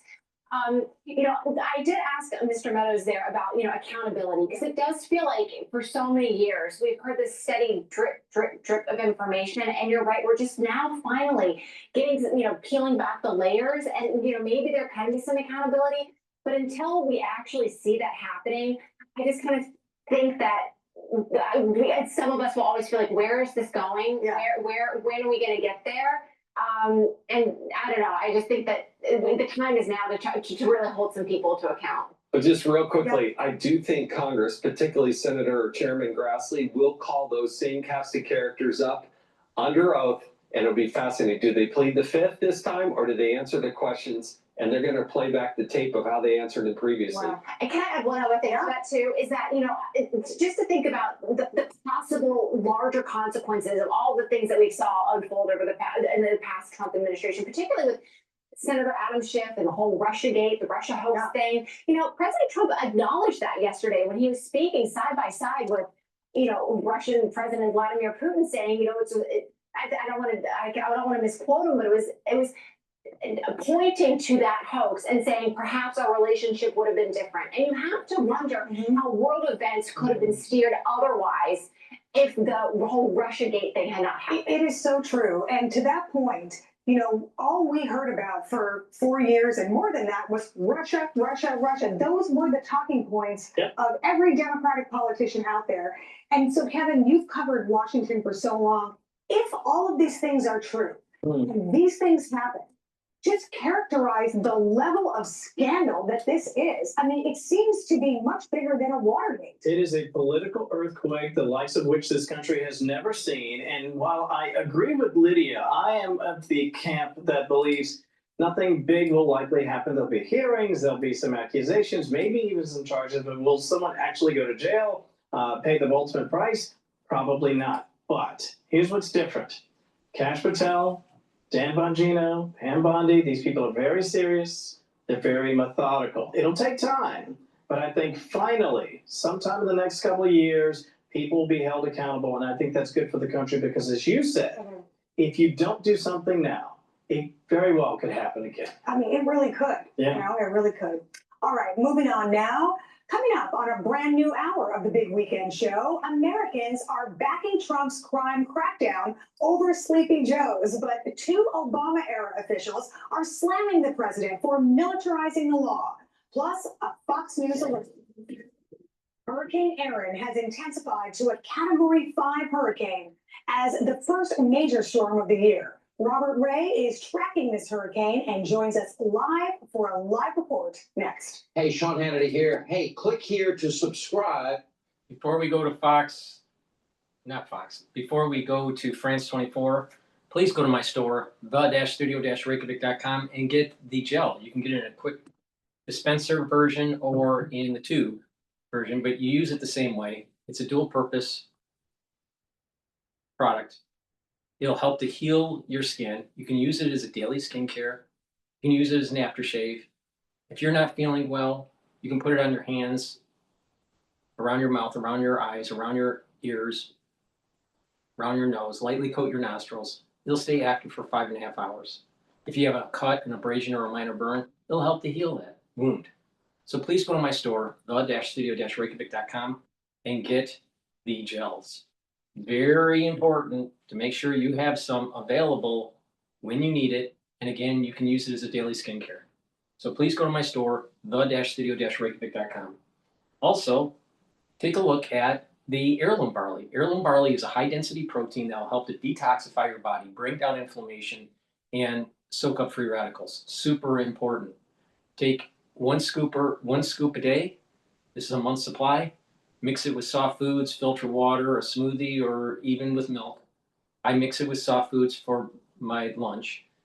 But what you use this for is that detoxify that body, bringing down that inflammation. That's important for your joints. That's important for brain function. That's important for your vascular system. By bringing down inflammation, it's also going to help with your immune system.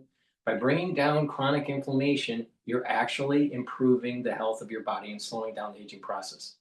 When you're chronically inflamed, you're going to be producing too much cortisol. Cortisol is immunosuppressive, and other pro-inflammatory cascades will damage tissues. So it's really important to keep down inflammation. In addition, by bringing down inflammation by taking heirloom barley, you're also recovering from your workouts quicker. So please go to my store, the-studio-reykjavik.com, and get the heirloom barley. Oh, missed the cycle for France 24. They're talking about Pakistan now.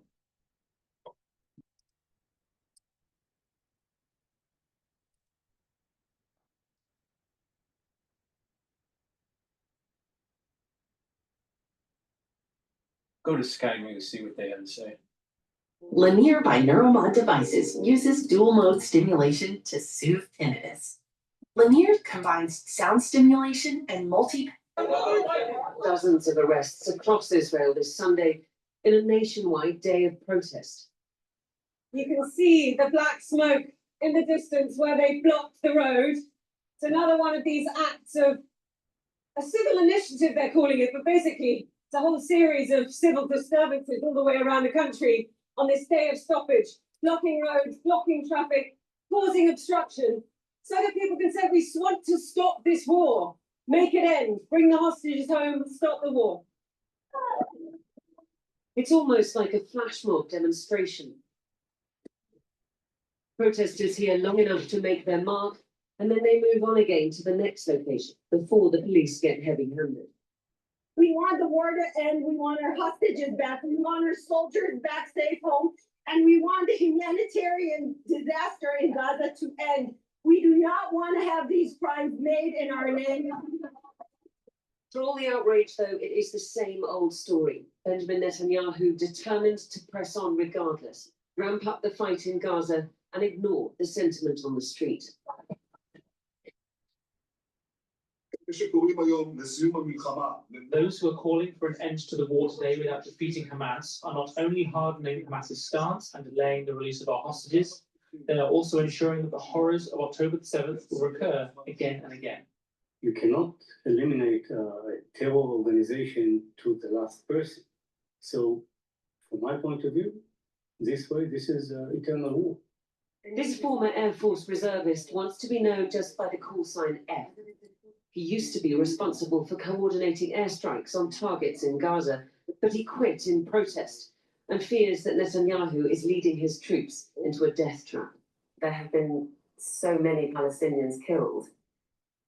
How does that make you feel? Because these strikes are clearly not surgical. However much you may try, they are not. The uninvolved death toll is tough. It's tough personally, it's tough emotionally, it's tough professionally. It shouldn't happen. When you conduct a war at this scale, it will happen. It will happen even if you don't want it. It will happen because of mistakes, because of the chaos in war. My view is a child is a child. You probably read the papers. There's a soldier committing suicide once a week in Israel. Silent victims of that same whole thing that we are at. Soldiers are being killed in Gaza. And for what? The war should have stopped months ago. Let's go to Maxwell's arrival to Texas prison. But before we do that, please go to my store, the-studio-reykjavik.com. Get the vitamin D3. This supplement will help with gene expression. It's a cofactor for gene expression. D3 also helps to get cells to go into apoptosis. And D3 helps to absorb calcium. So it's really important. It stacks really well with K2, MK7 molecule to absorb calcium. D3 will also work better if you have magnesium in your diet or you're in supplementation. And I have many ways for you to take magnesium, either through the vitamin C magnesium supplement, magnesium and zinc supplement, or the Boomer Boost. But taking magnesium will increase the efficacy of vitamin D3. But when you couple D3 with K2, you'll be able to absorb calcium. And that will help with your cardiovascular health and also help with your bone density, especially when you do resistance training. Another great supplement that I have is nattokinase. Nattokinase is going to help to break up clots. It's fibrinolytic, and nattokinase will help to improve your lipid profile, will help to bring down LDL levels and increase your HDL levels. When you do that, you're reducing the chances of oxidized LDL, and by reducing oxidized LDL, you're reducing plaque formation. Really important to take. So please take nattokinase every day. Please go to my store, the-studio-reykjavik.com. Use discount 5, you get $5 off any order. If you spend $100 or more, you get a free gift until supplies last. It's launched an investigation yesterday after a woman was assaulted.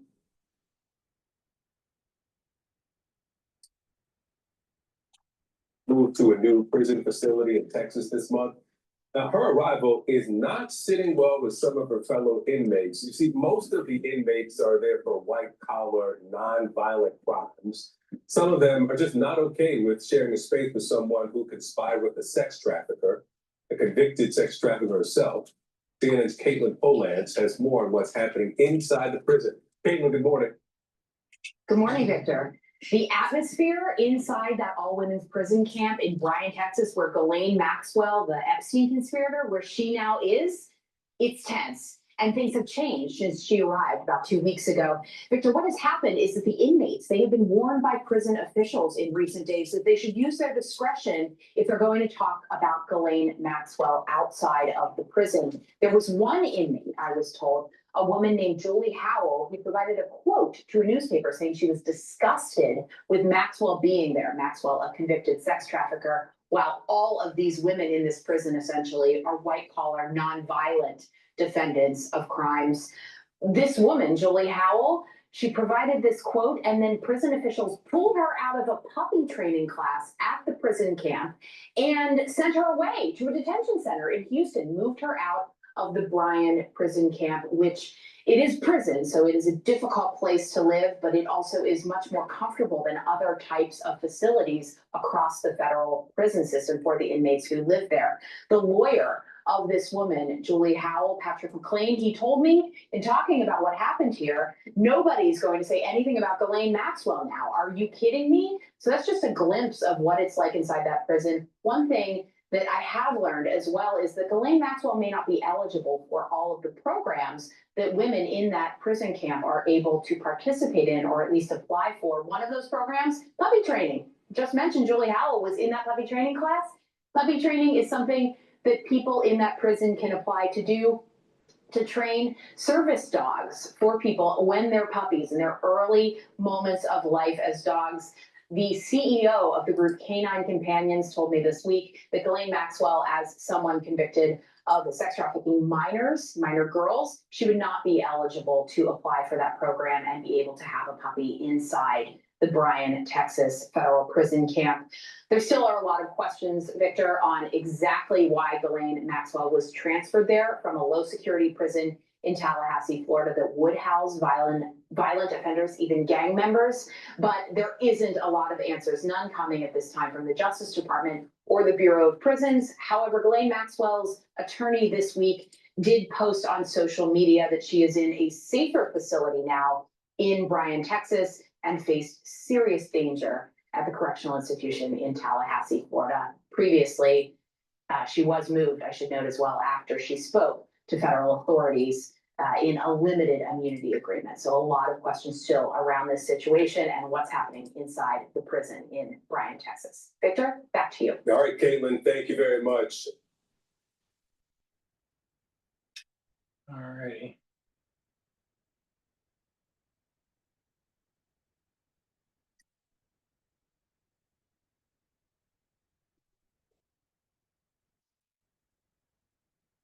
Welcome back, America. We're here with America's wise man. I call him Victor Davis Hanson. Victor Davis Hanson, I've been interested in your take on this. You see the Democrat Party really moving hard left with Marxists, Islamists. Many of the people running for office who are winning their primaries are out of the closet anti-Semites. They denounce America. They denounce American history. And they're using the Democrat Party as the funnel through which to do these things. Has the Democrat Party basically collapsed and now it's a party of ultra radical extremists of the European variety and the Middle East variety and so forth? What is going on there? Oh, I do think it's collapsed because by any classical definition, Mark, they lost the 2024 popular vote, the Electoral College vote. They don't have the Congress, they don't have a White House, they don't have the Supreme Court. They're 30-70 on the 30 side of all these issues from crime, the environment, energy, the border, illegal immigration. And they're frustrated. They're angry because now Donald Trump is doing something they never imagined anybody would do. He's not treating the symptoms of the progressive pathology.